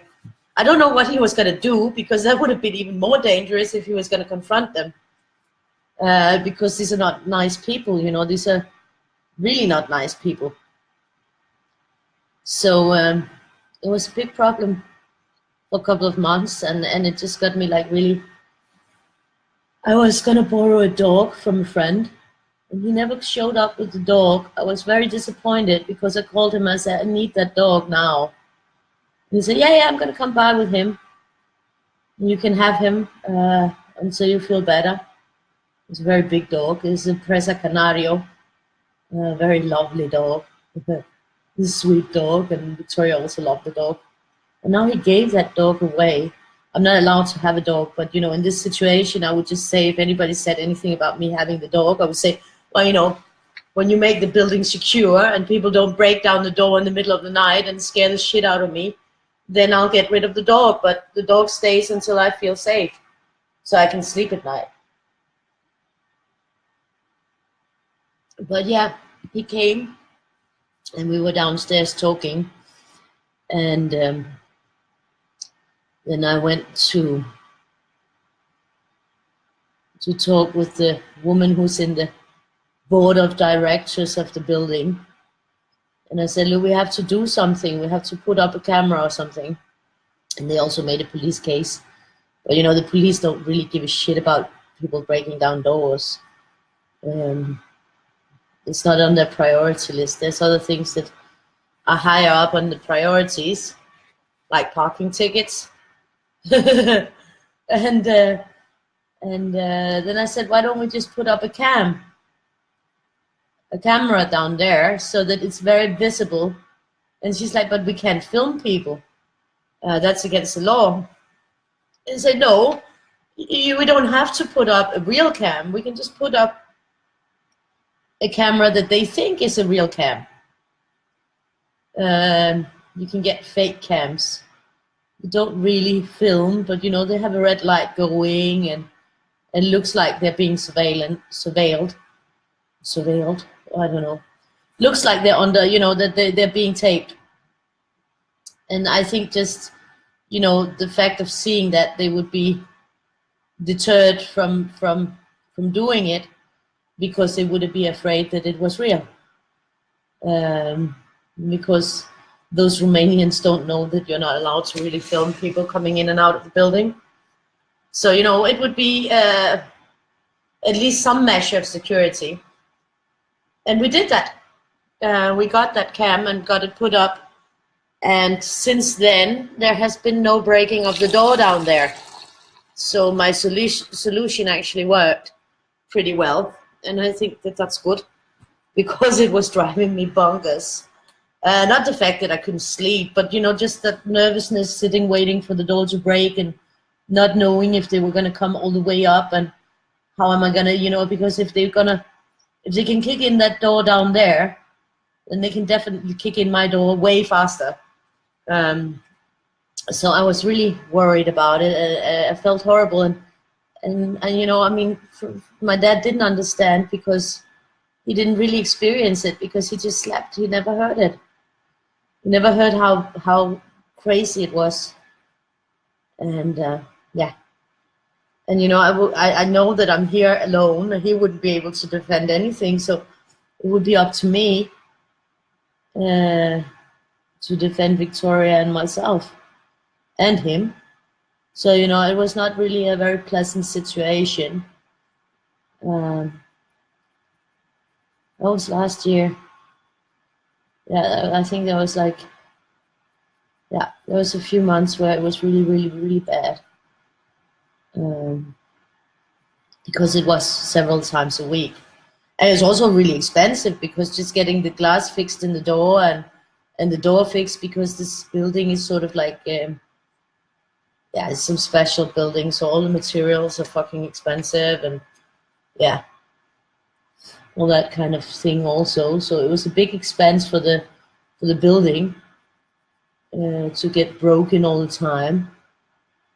We also started stealing the brass signs that we have outside of the building. I mean, it's just crazy. It's crazy that people act like that, that is so disrespectful. Really awful. We don't think. We just do.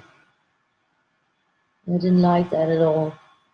So I'll have to scroll on your comments in a bit, because now I just got caught up in my own story, and so I didn't see all your comments. There's probably a lot of comments. So I'll have to scroll down. Yeah.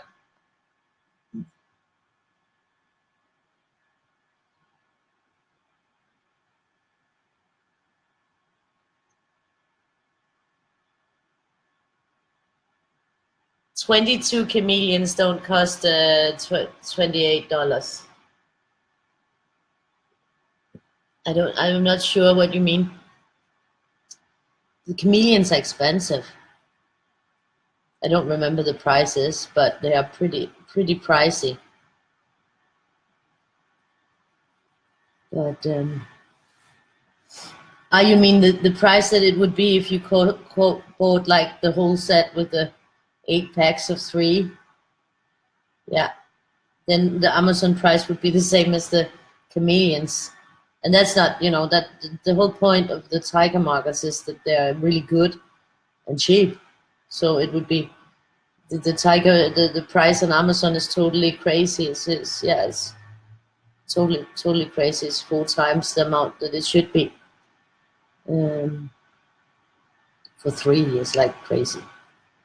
So yeah, that's why I wanted to see if I could do something for those who want to have them, but at the cost price, and then at the postage.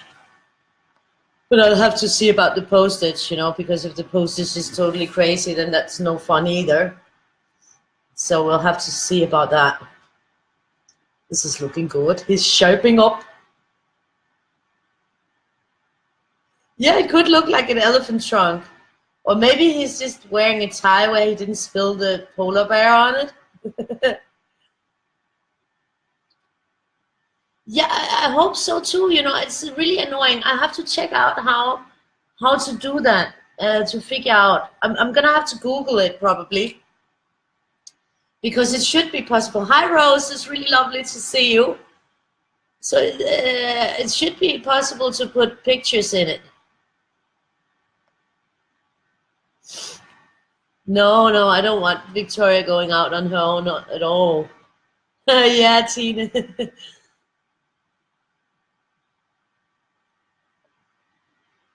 No, I don't. Sadly, I don't have a dog. I wish I had a dog. Yeah, more joy, love, and happiness. more calm part of Denmark. Yeah, my part is definitely not calm. It's like it's, it's, it's a little bit hectic here sometimes. Especially the last couple of years has been really changing a lot. It was really scary, Heather. It was totally scary.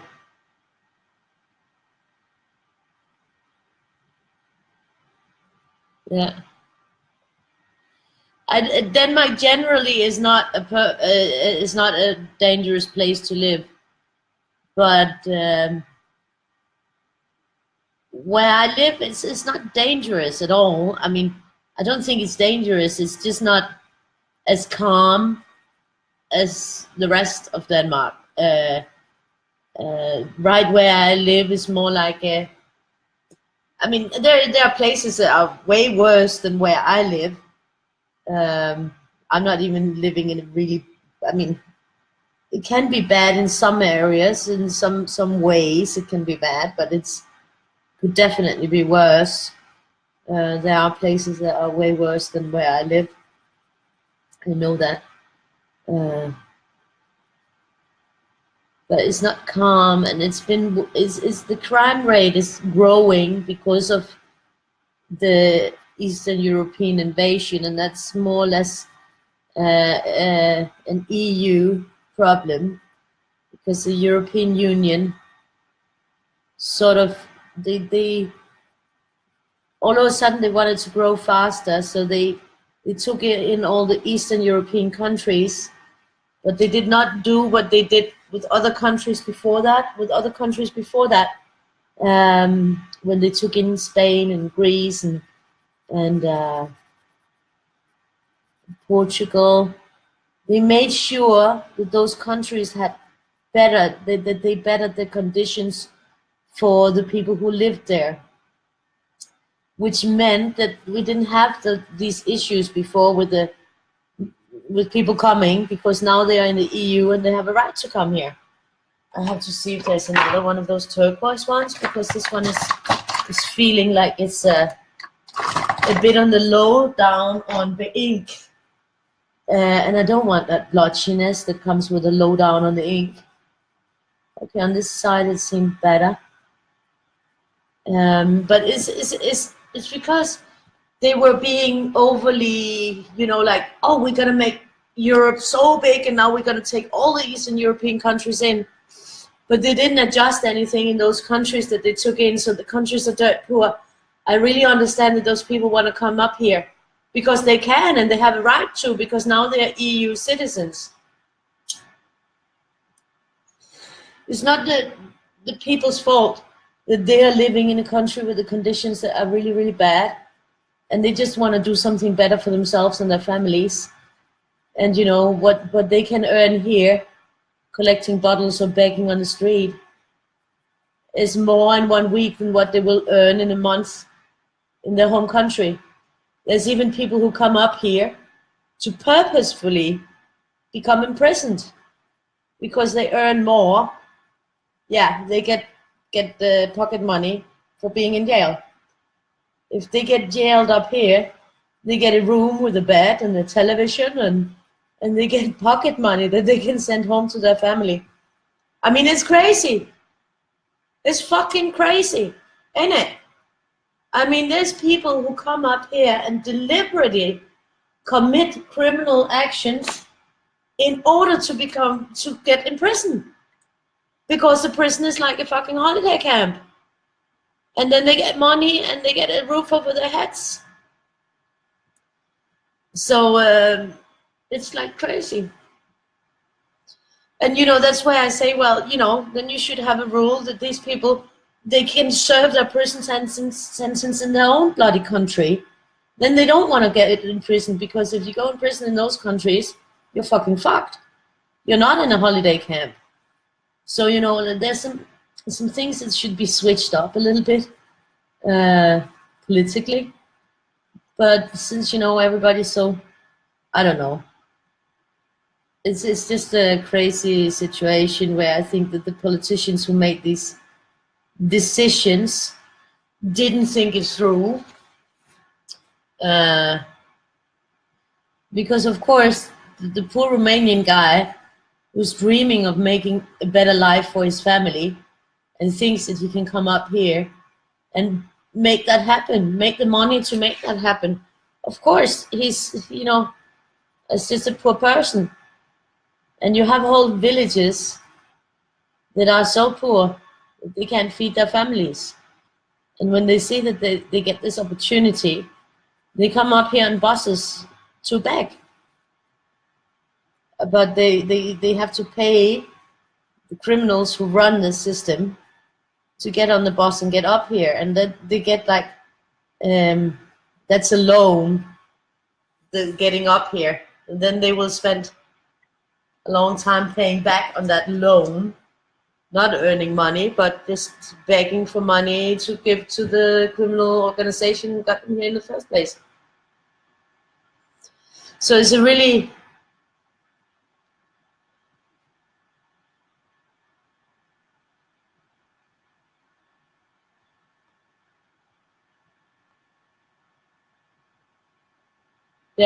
yeah, exactly. If it was happening to us, we would also want to get out and do something better. Or just touch 5. I haven't tried those.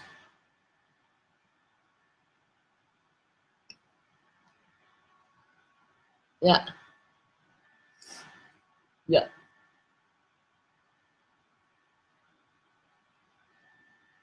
Prison in home country. And did you go straight back home for the prison sentence? And then Denmark could pay them in Romania to have them in prison. That would still be cheaper than having them in prison here. And it would make them not want to come and do it again. Because being in prison here is like a holiday camp for them. They just think it's wonderful. They get a roof over their head. They're happy. So definitely they have to go home to go in the prison. Then they won't be doing it again, they are scared to go in prison in their own country. But they are striving to get in prison here because it's just luxury. So yeah, and that's and I mean, I know a lot. I went to school when I went to multimedia design because I was on the international line. So I did go to school with a lot of, they changed the rules so that students from all over EU could get the same conditions as the Danish students with the money every month. And on the study I was on, I would say that 90%, this was an international class, 90% were Eastern European. And they were very studious and they were very, this is different, but of course they come here because, they wouldn't ever be able to study in their own country financially. So they can get a free education in Denmark and at the same time get money from the government in Denmark to study while they have a job on the side here in Denmark as well. So I mean, it's just a facilitator of all kind of shit and trouble. I mean, of course, I understand the students who come and do that. They come to better their situation, and that is very, very understandable.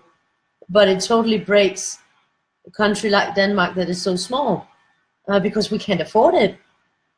So, then they start to make sanctions on all the Danish people who have been paying taxes to get to a level where we have a social welfare that is very good. And then all of a sudden that system will break down.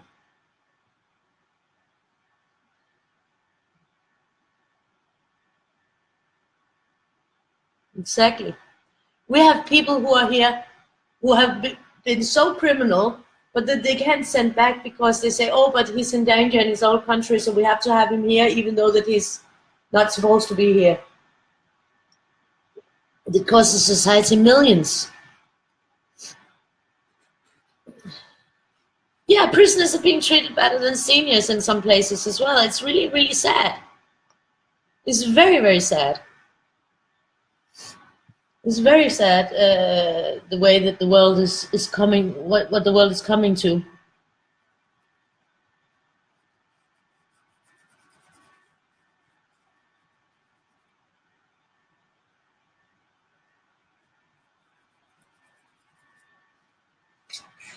So yeah,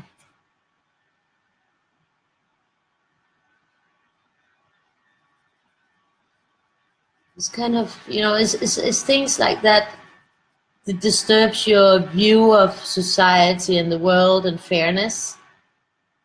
Uh, it is very disturbing. And then, I sit and I think, but where would I move where it wasn't,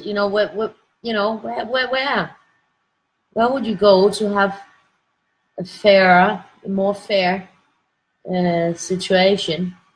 And I really don't know. Where would you move for it to be safe and fair and just? It's very hard. It's because the whole world is changing.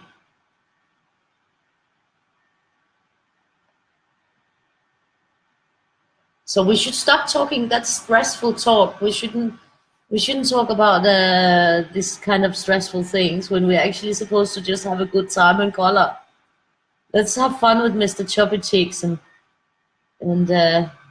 just leave the world situation behind, because it's too sad to think about. I mean, it makes me sad when I think about how the state of affairs are at the moment of the whole world. It's like crazy. So many good things could be done with all the surplus that we have, that everybody could be living good. So yeah.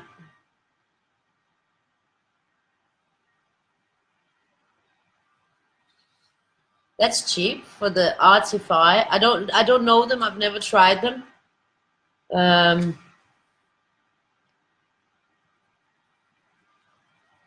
Never tried them. I always like to try different markers because I love markers.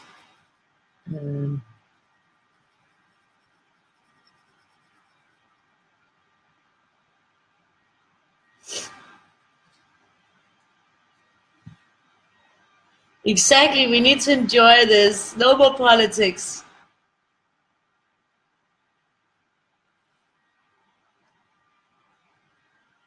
Yeah, pink elephants with the dots, with polka dots. But yeah, you'll have to redo him as an elephant then. That would be cool. But you can always have, you can do double weirdies. That is no problem. That is good. I mean, I have done a lot of them twice because I did them when I first made them. I colored them as well, a lot of them. Not all, but a lot of them. And now I'm coloring all of them, each and every one.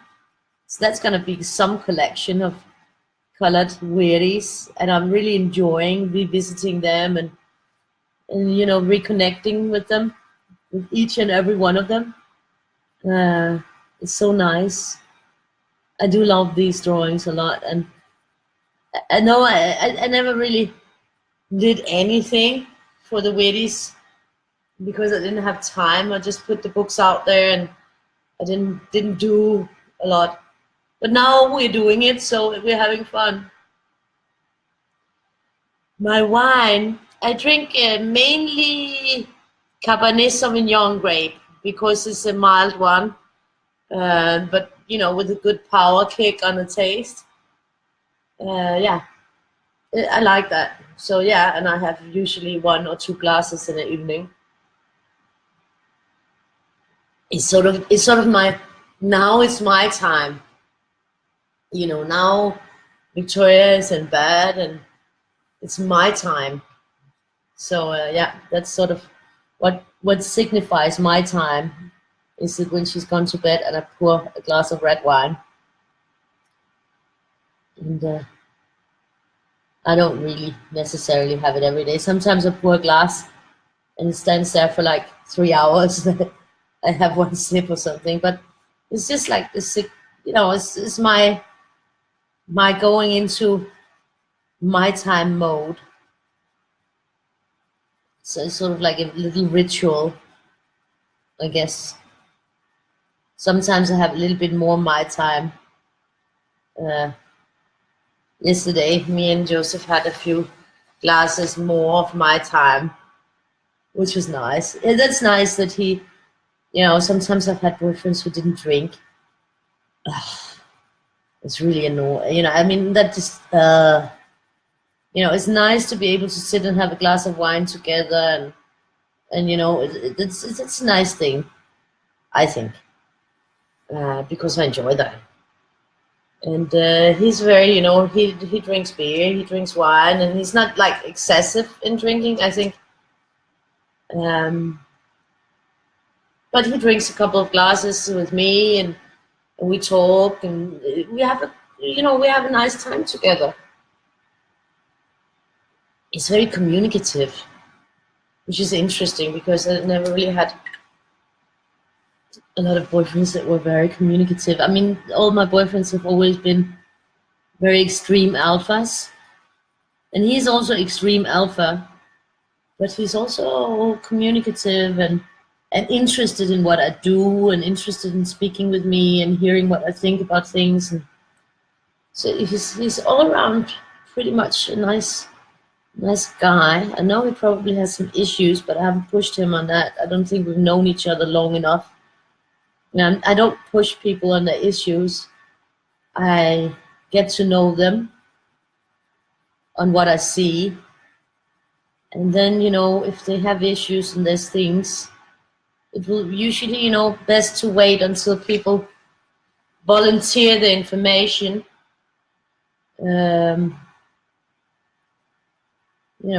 Usually, when they feel comfortable, they will tell you more things, and it's way better that people say things than they get pushed to say things. It's better that it just comes when they feel comfortable in saying what it is that they wanna or need to say, somehow, in my opinion. And I bet he's got something he needs to tell me, and he will eventually, and then I'll probably understand him better.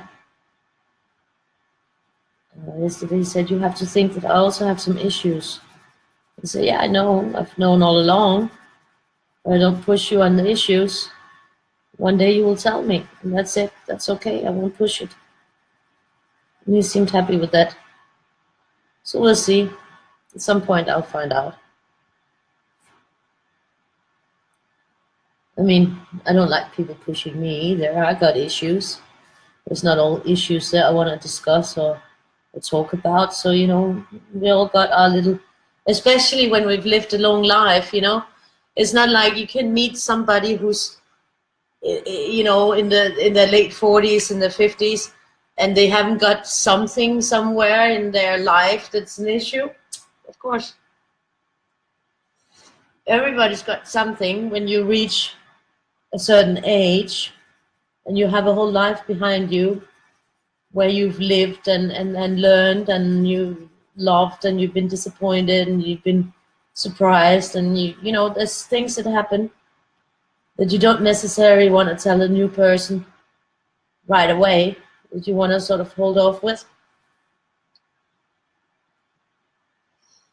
I'm very open, so I usually just, blurt out things that I probably shouldn't say very quickly, because I just like people to, I play with very open cards. But of course, there's also other things that I might not say. But usually, I'm very, it doesn't take a long time for me to blurt out something that is totally inappropriate or something like that. But that's just me. I'm very much a take it or leave it, and I'd rather put the whole package on the floor and let people see, and then if they don't like that, then they can just hurry on, move on, instead of getting disappointed later. Then I just I'm very open like that. If I feel it's right, if I feel it's right. Otherwise, I'm probably the closest, very closed also. It's sort of like I'm probably very dual in my personality. Most people, even if they're like into horoscopes, they will never guess my sign when they meet me. So I guess I'm like Got two sides. One side that only very few people know, and another side that is very, very open. So yeah, it takes some time to get under my skin. But he seemed to make it under my skin very fast. So I don't know if that should be worrying me or if it should be good. I have no idea. But so far it's good. Except when I get disappointed in him. And I do get disappointed if somebody does not call me for 2 weeks. Yeah, exactly. You can turn them upside down. I love that. I love turning them upside down and seeing the other picture. Yeah, me too. Chile, Argentina, Australia, and Spain. This one is from South Africa, actually. The one I'm drinking. This one is normally really expensive, but after Christmas, I guess they had taken in too many in the supermarket, so they've had like a sale, like a discount on them. Normally, I wouldn't buy this one because it's too expensive for me. I buy the cheap one, which is also a good one. So I mean, but normally I buy the cheaper one. But this one is the same price as the cheap one on the sale, so I was really happy.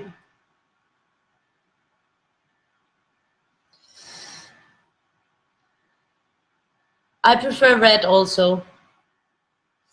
I never, this is actually a very dangerous thing. I worked as a bartender for a lot of years. So I'm very, what's called robust when it comes to drinking. I can probably drink most men under the table. As a very big man, I can drink under the table, it's not a problem. And I don't get hangovers. And I think just the fact that I don't have any clue what a real hangover is, because I just don't get them. But I think that's a conscious decision that I made throughout my life, that I don't get hangovers. So I think that's a willpower thing, maybe. I don't know. But I just don't get hangovers. I don't feel different or anything. It doesn't really matter how much I drink. I think that is dangerous.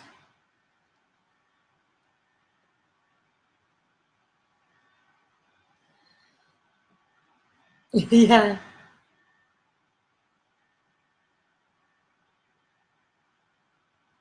Exactly, it's like controlling them. It's better to wait until a person is ready to open up to you. And, you know, it's maybe not everything that a person is ready to open up to right away. You know, there's some things that comes out in little bits and pieces.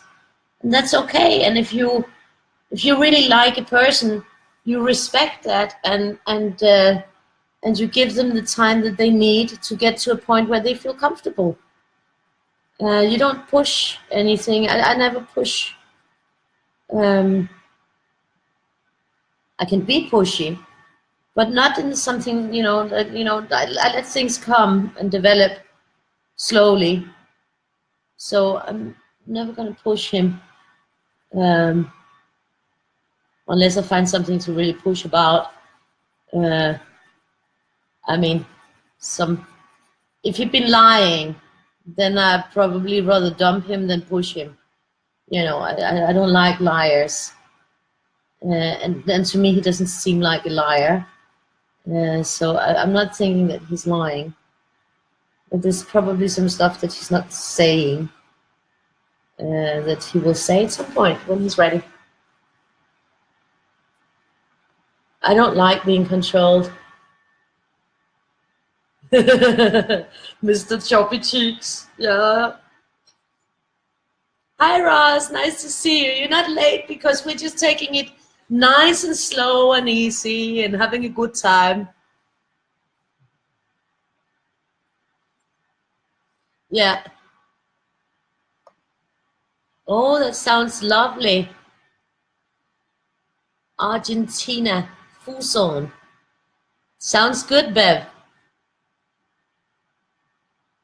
You know, actually, I was this summer when we were in Spain. Oh, it was so nice when we were in my little village. I loved it. When we were there, I was drinking red wine with the lemon, with Fanta lemon, and it tasted so good. But here, and this is actually gonna be funny, the sodas are so fucking expensive, and there are some cheap ones that you can get. Like I drink Coca-Cola, but the cheap brand. Um, but the lemon is never really cheap, so I can't mix it with the lemon. And I really like that mix of the red wine and the cold lemon in the summer in Spain. It was really lovely, uh, but it just gets too expensive if I have to mix it. So it's just yeah, I don't know. Sounds kind of funny, doesn't it? Um, but I really liked it, and when I came home from Spain, I just wanted to do it, like mix the red wine with the lemon. But I found out that there is no cheap lemon soda in Denmark, so I had to dump that because it just gets too expensive because of all the sugar taxes. Because Danish people are supposed to be healthy, they are not supposed to eat sugar and fat. So there's extra taxes on everything that says sugar and fat. Fuck that. I hate that. That's why Spain is a good thing. They don't give a shit if you're unhealthy there. Sorry, it's just my humor and my cursing. I'll try not to curse as much, but sometimes I just feel it fits, and then it's like, why? Why not? You can get it everywhere else, all other countries. Sodas are dirt cheap.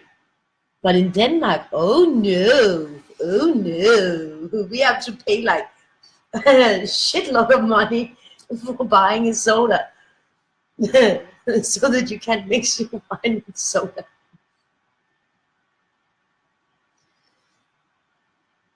No, if people lie to me, then I'm done very fast.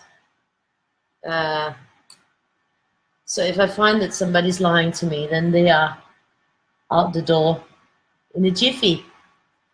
In a jiffy.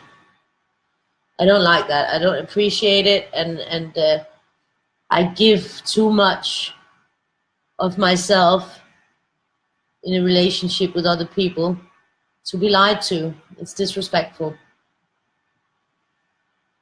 I mean, unless it's got something to do with my birthday present or Christmas presents, then lies are unacceptable. Unless it involves a present, then lies and secrets are a-okay if it's about a present. I am childish in that sense, and he did not give me a Christmas present. So I'm still waiting for that. I had to throw some hints. Exactly, the rotten truth, and then you can relate to that and move on from that point instead of some stupid lie. Even if the truth is bad, it's always better than a lie.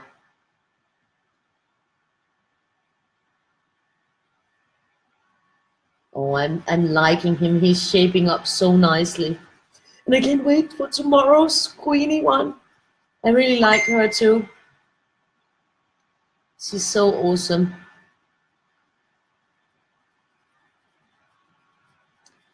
She's so cool. And I saw another one, the one that I think I put it up today, the one of the 16th. I already put it up earlier today. And that one can actually be seen as a girly too. We'll have a look after. When we're done with him, we'll have a look.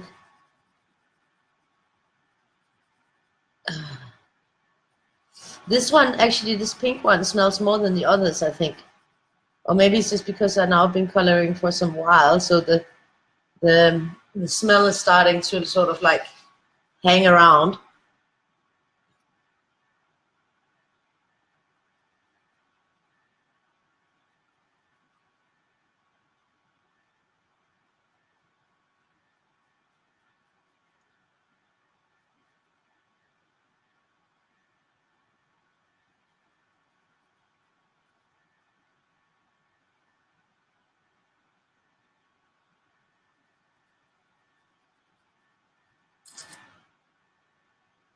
Yeah, this is lovely.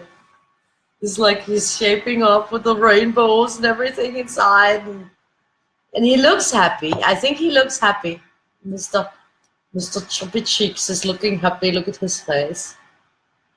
He has a little mouth, but it is smiling. So he is a little happy one. Oh yeah, it was so funny. My dad was, when I came in to tell yesterday when I was finished with the coloring, came in to get Joseph in my dad's room, and my dad was just like sitting there looking at him, and he was like saying, "I bet you never get in a fight." And I think, you know, like Joseph is just used to people always commenting on his size, so he doesn't really react to it a lot. And my dad was like, "You just look down on them." And that's kind of true. I mean, I've never seen a man that impressive before. I mean, the first time I saw him, I was just like, I was going into the metro with Victoria. We were going, that was like 6 months before I actually met him. I was going into the metro with Victoria to go to some shopping center. And I just saw him there. He was a metro guard. And I saw him and I thought, wow, that man is like amazing. I was like, fucking hell. He's just really, really impressive. When you see him, it's like, yeah, impressive. And I have actually known some quite impressive big men, but he's just huge. I mean, really unbelievably huge. And I was like looking at him, I was thinking like, well, I'm here with my daughter. I can't even like, you know, like give him the eye or something, and I'm running into the metro. And if I ever meet him anywhere outside of the metro, you know, like anything, I'm gonna get him. That was my thought, you know. That's how feminine I am about it. You know, I'm just gonna get him. I'm gonna grab him. I'm gonna get him. I'm gonna get that one. And that was my thought when I was standing in the metro with Victoria. We're only going one stop. Like after I got in, because he was standing on the station, and I was thinking, oh, if I ever see him outside of his work, you know, meet him by accident somewhere, I'm gonna get him. There's no way. There's no two ways about it. And then 6 months later, we came back from the holiday in Spain. And the day after we got back, I had to go to my ex-husband's 50th birthday. It was a big thing with like, I think there was like 300 guests or something, huge thing. And my bestie, she was supposed to go with me because I didn't feel like going to this big thing alone. You know, like coming there all on my own. That was a bit intimidating. So she had actually promised that she was going to go with me, and we were going to go together, and that way I wouldn't feel like that it was awkward to come alone to this birthday party. And of course, same day when she'd been writing me like, I arranged everything, my ex-husband is going to take the kids, and we're ready to party, and we're going to have such a good time, and da da da da da da da da da da da da da da da. So I had no doubts that we were going together. So on the day, I text her to ask, you know, when are we going to meet up so that we can go there? Because the party already started like really early in the day, but I had a plan. So I had my cousin had Victoria, I think. No, actually she couldn't, and she was at a friend's house. Yeah, she was at a friend's house, and yeah. So I just texted her, when are we gonna, you know, I wrote her on Facebook. And then she's like, and this is in the afternoon, like a couple of hours before we're supposed to be there. And she answers me, oh, but I can't go anyways because I have the kids. So I guess she somehow forgot to tell me that the plans with her ex having the kids had changed. Or maybe she just forgot to tell me that she didn't want to go anyways because her plans have changed. So I was like really, really disappointed because, you know, going to something that big with that many people for me is like, it's like going into a fucking war zone or something. I mean, with the PTSD that I suffer from, and I just don't feel comfortable going, you know, like alone to something that big. It's just, you know, and I know that, you know, I know so many people there, so that, you know, that would even be more awkward, you know. I just, you know, I needed the support to go there. And yeah, she canceled. And then I was just sitting here at home, and I was like, I can't. I was like thinking, okay, well, I'm not gonna go then. And then one of the guys who was here Christmas Eve, he called me and he said, why are you not here? I'm like, well, you know, I can't really, you know, I don't wanna. My friend's just not coming, and I don't feel comfortable going alone. And he's like, okay, well, you know, go and take the bus and the train here, and then I'll pick you up at the station. So you're not going alone. Then I'll just pick you up at the station and go walk in with you. And that was really sweet. Well, he's always a very, very sweet friend. And yeah, he's a sweet friend. That was really nice of him. And I was like, okay, but I have to pull myself together a bit. And, you know, all that nervous energy about going, and so many people there, and so many people that I know that haven't seen me for maybe 20 years. And, you know, that's awkward. So yeah, I had a really horrible time with that. But finally I pulled myself, I think I actually drank half a bottle of red wine, and pulled myself together and got out the door and went to the bus and the metro, and I went there. And he picked me up at the station as he promised, so that was good. And we went in together. Yeah. And the first thing I saw when I went in was this guy that I had seen 6 months before. And I was like, whoa, he's there. He was at my ex-husband's 50-year birthday party. So yeah, that was kind of, I saw him. And then, of course, I went down to my ex's sister and his cousin, and we were on the table together and drinking some wine and eating some food. And my ex's sister is a very good friend of mine. She told me, like, when we split up, like, you know, I always want to be your friend, because I didn't like you because you were with him. I liked you because of you, and I don't want to lose your friendship just because you're not with my brother anymore.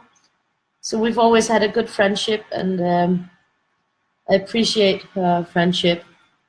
And so that was nice. So I was just standing with them, and then I said to her, look at that guy down there. And she's like, yeah, he's big. I said, yeah, I'm gonna grab him. You watch me, I'm gonna take him. And she was like, what? And I said, yeah, I know, and I like him. There's just something about his eyes and everything about him. I just liked him from the minute I saw him. And this was my chance, because I had promised myself, if I ever see him outside of his work, then I'm gonna get him. And I did something. I've been single for 7 years after I left Victoria's dad, so I haven't really been out there on the market. I had my lover, and that was it, and that was comfortable for me and easy. So I've only like used the look in the eye like 2 times in my life, and the first time was when I got my ex-husband, who had the birthday party that day. And the second time was when I got a guy that is dead now. Yeah. So, and then I thought, okay, I'm gonna try to see if it works. I mean, you don't never know if it's gone away, because I hadn't used it since like 2005. It's been a few years since I had to use it. Yeah. My ex-husband was Danish too. He's Danish. Yeah, earlier eggs. Yeah, you know, I have I have a collection of them. A small select collection. So yeah. So I said to his sister, you just watch me. I'm gonna go to the toilet because he was in the other end of the tent. The tent was like, I don't know, a huge tent. And I said, when I get back from the toilet, he's gonna be standing next to us or close to me within 2 minutes or 2 to 5 minutes. If not, then it didn't work. So I went by him and I just gave him the eye. And I went to the toilet, went back to the table. 2 minutes, he was standing on the empty table next to ours in the other end of the tent, looking at me like, hello. So it worked. And from that point on, he didn't leave my side at the party at all. So yeah, I did. And she was just like, well, you know, he did leave my side until, you know, when my ex's sister left and the cousin left, then I looked him up again. But he was always somewhere close by where I was. I could always see him out of the corner of my eye after I caught him. I wheeled him in. I hope he's not watching this video because he'll know my trick. But he'll probably laugh about it if he does. Because he knows he got caught. He got caught. He got landed like a fish. So yeah, and my ex-sister, she was just like, you're fucking amazing. How the fuck did you do that? How did you, I mean, I just watched you walk down and to go to the toilet and come back, and then all of a sudden he's standing there like you said. And I said, well, it's magic. So yeah, that's how I caught him. But I think sometimes you know straight away when you see someone, you just know that they're different, or there's something different, that you will have some kind of connection, or you just know somewhere deep inside, you know, that it's right. I think so. I mean, I do believe in that, and I do act on my emotions, and sometimes I've been horribly wrong. So it's not always good. But oh, you're faster than me, Tina.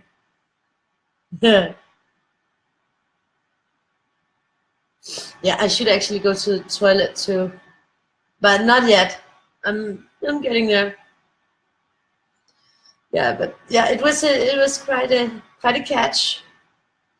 Except for my ex, he didn't think it was.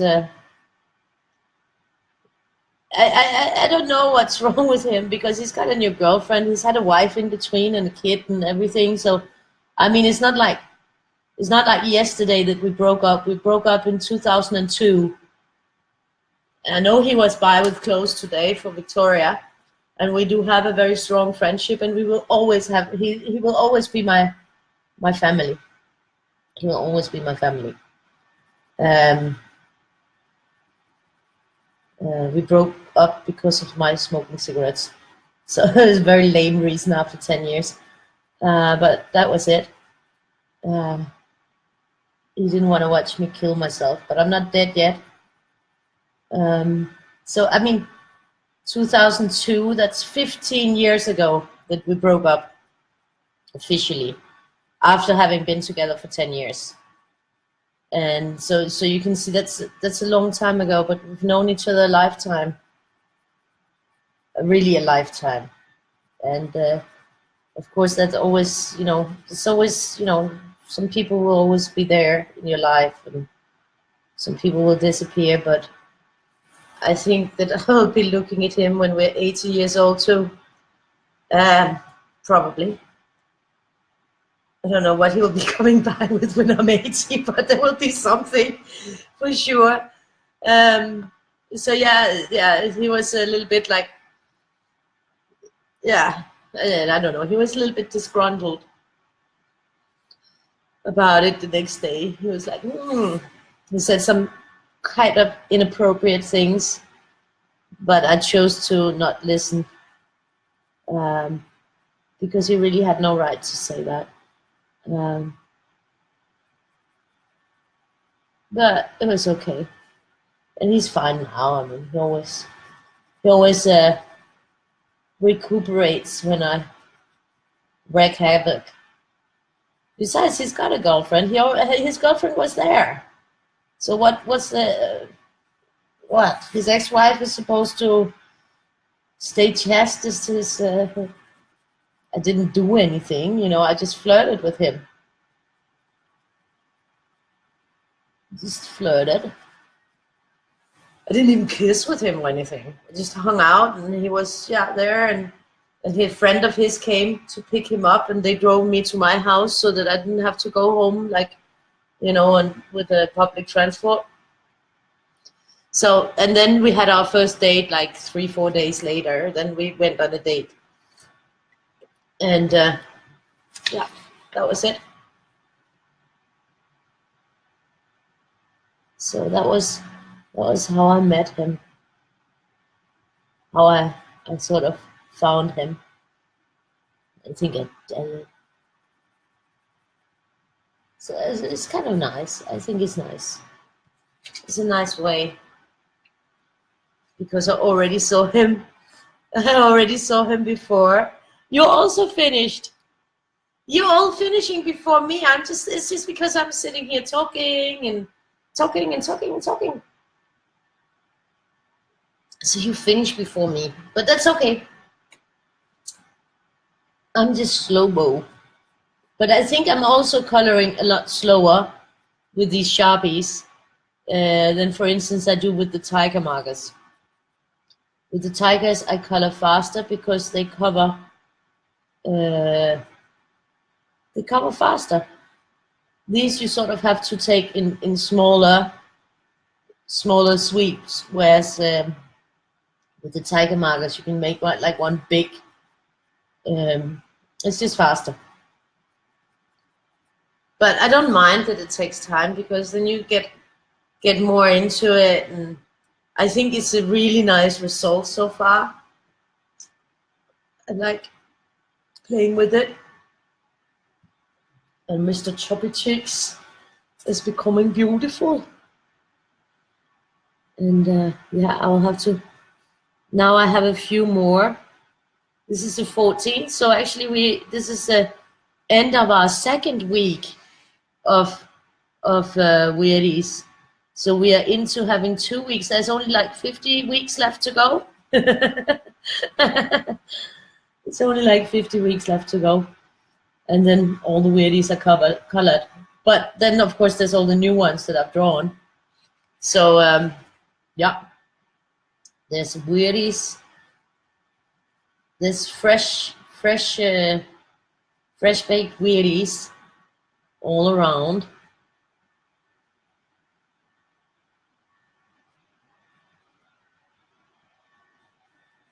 This is lovely. This is really, I'm really liking how he's turning out, and I am liking the Sharpie colors. It'll be funny once I've made like one with each of these sets that I'm gonna do a 9 series on, and just to see them next to each other, what the variation of the colors really are, you know, like of course it also depends which colors I choose, but I think that would be fun to see them next to each other. The 5 sets of. No, it's going to be more, because there's 2, 3, and it's going to be 4 with the style file, 5 with the Letraset Pro, and then maybe I will do the SICK ones, the SICK Clean Brush and the Faber-Castells as well, just to sort of get through all the marker sets with a set of 9 to sort of compare how the general impression of each set of 9 is. I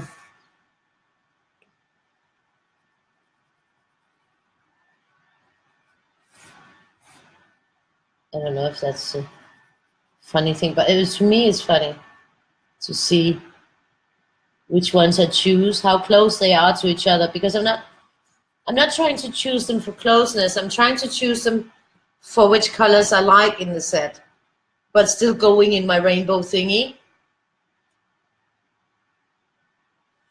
Yeah, I don't know how his story will sound because he just sort of got picked up. I don't think he had any choice, really. Fresh baked Weirdies, yes, I did say that.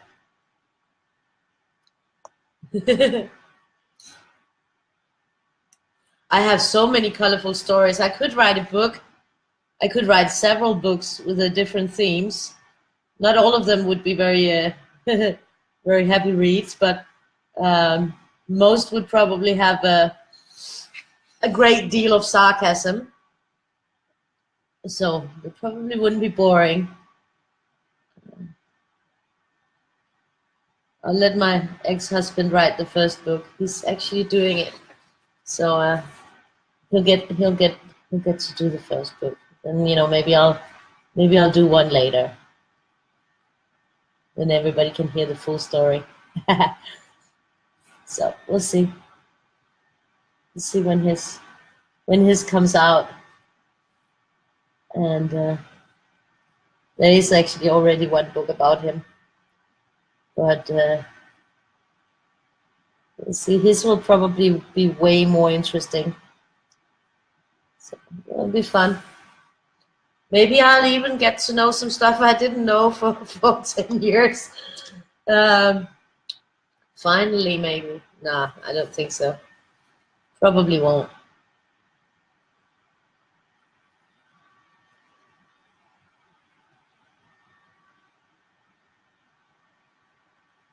So yeah, it's gonna be interesting. We'll see what happens. Look, it looks really good on this side too, huh? It looks really, he looks so funny on this side because it's a total different. Then I see like ears and maybe bunny rabbit where you would have to maybe do something to make eyes in there if you look at him from the other side. Mr. Chubby Cheeks. Mr. Chubby Cheeks looks pretty awesome from the other side too. I like that. I actually really like how he looks from here. It could be fun to color him from that angle too. And that's what I love about the Weirdies. That you can do that. Just snap them, pull them over, and then there's a whole different Weirdie going on. And a different vibe. Yeah. Pronunciation is key. Maria. Pronunciation. Work on your pronunciation. Mr. Chubby Cheeks. So yeah. Oh, it was easier. So that's good. Yours looks like a gremlin. I like that. I love gremlins. Gremlins are so cute. I like gremlins. When there was the first Gremlin movie, I just so wished that you could get real gremlins. Oh, I still have a teddy bear that I got back then. I think that was my ex-husband who gave me the gremlin teddy bear because he knew I loved him so much. And now Victoria has my gremlin teddy bear. Actually, in Spain, when we had our flat in Spain, we had 3 bedrooms, and then upstairs we had it was like a penthouse duplex thing, and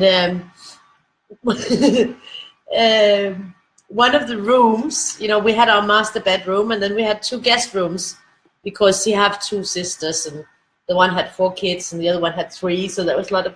They always would come on summer holidays with us. But the one bedroom, the one guest room, the biggest one of them, it was full of teddy bears. My teddy bears. Actually, my teddy bears. That's kind of funny, no? But the thing is, every time we would go to a theme park, my ex-husband wasn't keen on trying the stuff, like going up in the air and all those things. He hated that. I was more the one who would do that. But he would spend hours and hours on all the things where you could win teddy bears. And I think he also probably spent quite a lot of money on it. But he was really, really good at all of those things. So, it would always be like, he would always win all the big teddy bears, the huge ones, the big Pokemons, the everything. So every time we had gone to these theme parks, which we did more or less like 4 or 5 times a year when his sisters were visiting with the kids or other friends were visiting us with their kids, then we'd always go to this, I think it was from Universal. It's a theme park that's in Spain. It's called Aventura. And it's a really cool place. And I loved that place because they had a Dragon Can roller coaster with 8 loops, and I could just like go on and on and on and on in it. I just loved that one. So yeah, I would definitely try all the things, but I wouldn't be winning any teddy bears. But he would be spending the whole time winning teddy bears. So that's why I had a room full of teddy bears that he won for me, because I kept all the ones that the kids didn't want, and the parents didn't want to take all the big teddy bears home because it was like a little bit too much. When you sort of have to arrange for extra transport because your husband won like 15 big teddy bears. It's kind of crazy. So yeah, I had a room full of teddy bears, and when we split up, I couldn't bring them with me because I didn't have a space for them. So I gave them all. I wanted to give them to the children's hospital, but they weren't allowed to receive them because they weren't like in a new package, because they had been in the room, and because of danger of bacteria and stuff for the children who are sick in the hospital, they couldn't receive them, which was really sad because I just wanted to make them happy, and give them all the nice teddies. But then I found like an orphanage, like a home for children with no parents. And they could receive them because the kids weren't sick, so they were really, really happy. So they got like, I don't know, there must have been maybe 300-400 teddy bears, big ones. So they just got them all. And I just kept like 5 or 10, and I gave them to Victoria. So now I don't have any teddy bears. That's why I had to find a boyfriend. I needed a new teddy bear. So yeah, I gave away all my teddy bears, but I think I probably also outgrew them. I kind of outgrew them. But yeah, I mean, it was always crazy when his sisters were coming with the kids and they went into that room, the smaller kids, they were smaller back then, of course. Now they're big adults and, got lives and moved away from home and everything. It's so crazy to see these kids that I've known since they were like 3 years old and born and everything, and they're big now, and yeah, crazy. Wow, you guys probably also know about that. The thing is crazy. But they would always like love to come to visit me because I was always, I was always painting and drawing and doing creative stuff with them. And then I had a room full of teddy bears. The kids really loved me. And I would teach them stuff like, if my ex was sleeping on the sofa, I would teach the small ones to walk up on the edge of the sofa and jump down on his stomach and use it as a trampoline. He didn't really think that was funny, but I thought it was hilarious. So I would teach the kids useful things like that, and then I would, of course, draw with them. I would cook with them and do all kind of things. Yeah, they were really great kids. And then all of a sudden I got my own, but way later, I was an old mommy. I was old when I got Victoria. But it's probably good that I didn't get her earlier. So this is probably good timing, and it's probably fit with what I was supposed to.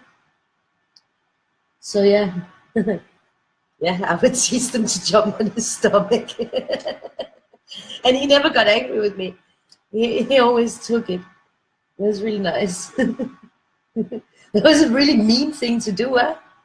When he was sleeping, I would just like, say, go up there, and then you just jump down on his stomach with your feet. And then I'd be laughing. But yeah, I thought it was really funny. So yeah, I was probably not just a weird girlfriend, I was also a really mean one. But life was never boring.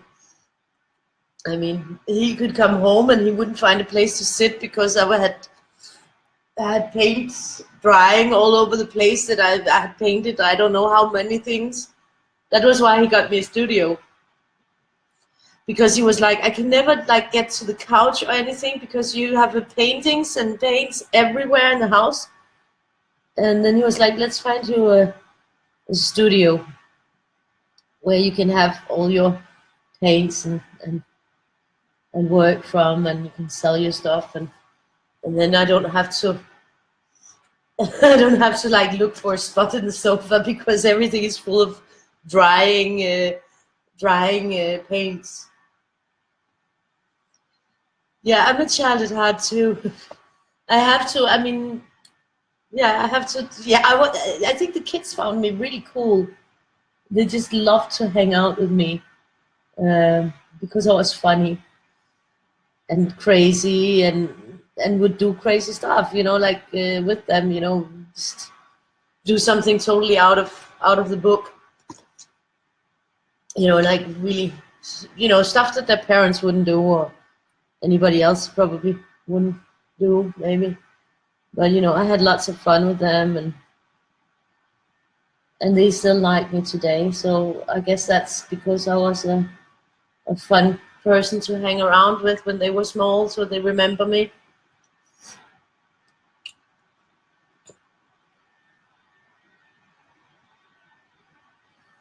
And they like Victoria as well because they feel like, you know, they've known me forever, so they feel like, you know, that we're family, even though we're not. But you know, at least from the one sister. The other sister I kind of lost contact with, but that's okay. She wasn't as nice as the other one, anyways. So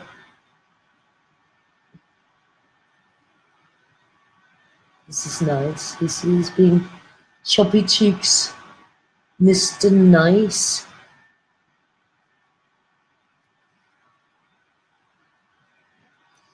So yeah, and I'm actually, this yellow I really like because it's a very warm yellow. You was a cool mom too. That's good. It's nice to be a cool mom. Who wants to be a boring mom? I don't want to be a boring mom. I want to be funny. And I want to have fun, you know?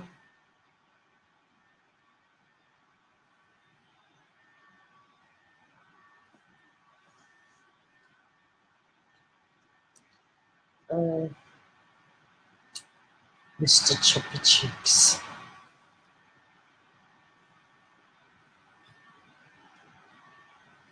So yeah, I don't know if I haven't printed any of the hard ones out for now, but I'm gonna do it.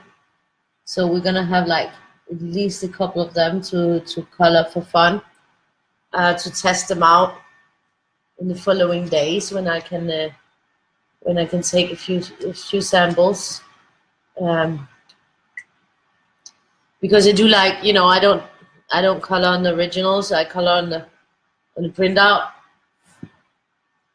So then that way I can always, you know, reuse the original for something or whatever. I don't know why. It's become a habit of mine. So I was thinking maybe to take one or two, maybe one from each set.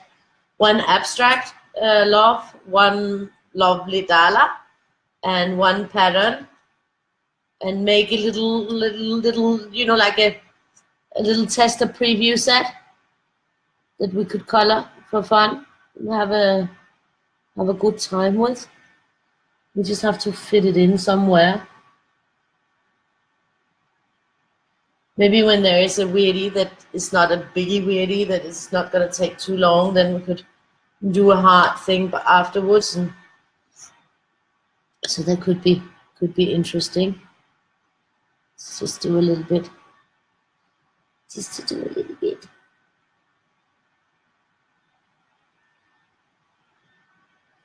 It's nice. It's looking really good.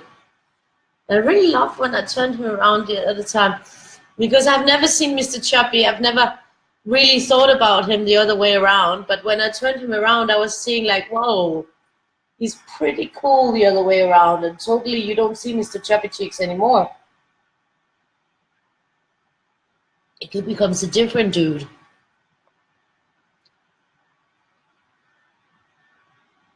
Yes, I was an only child. I was alone with my mom.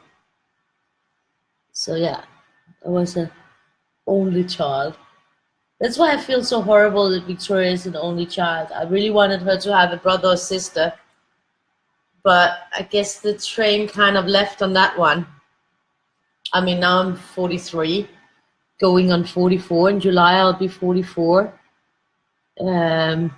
So I guess my days of having kids are, well, they're not gone. I mean, I could still have one physically. I think, what's called, yeah, I still have a period and stuff, if I could have one.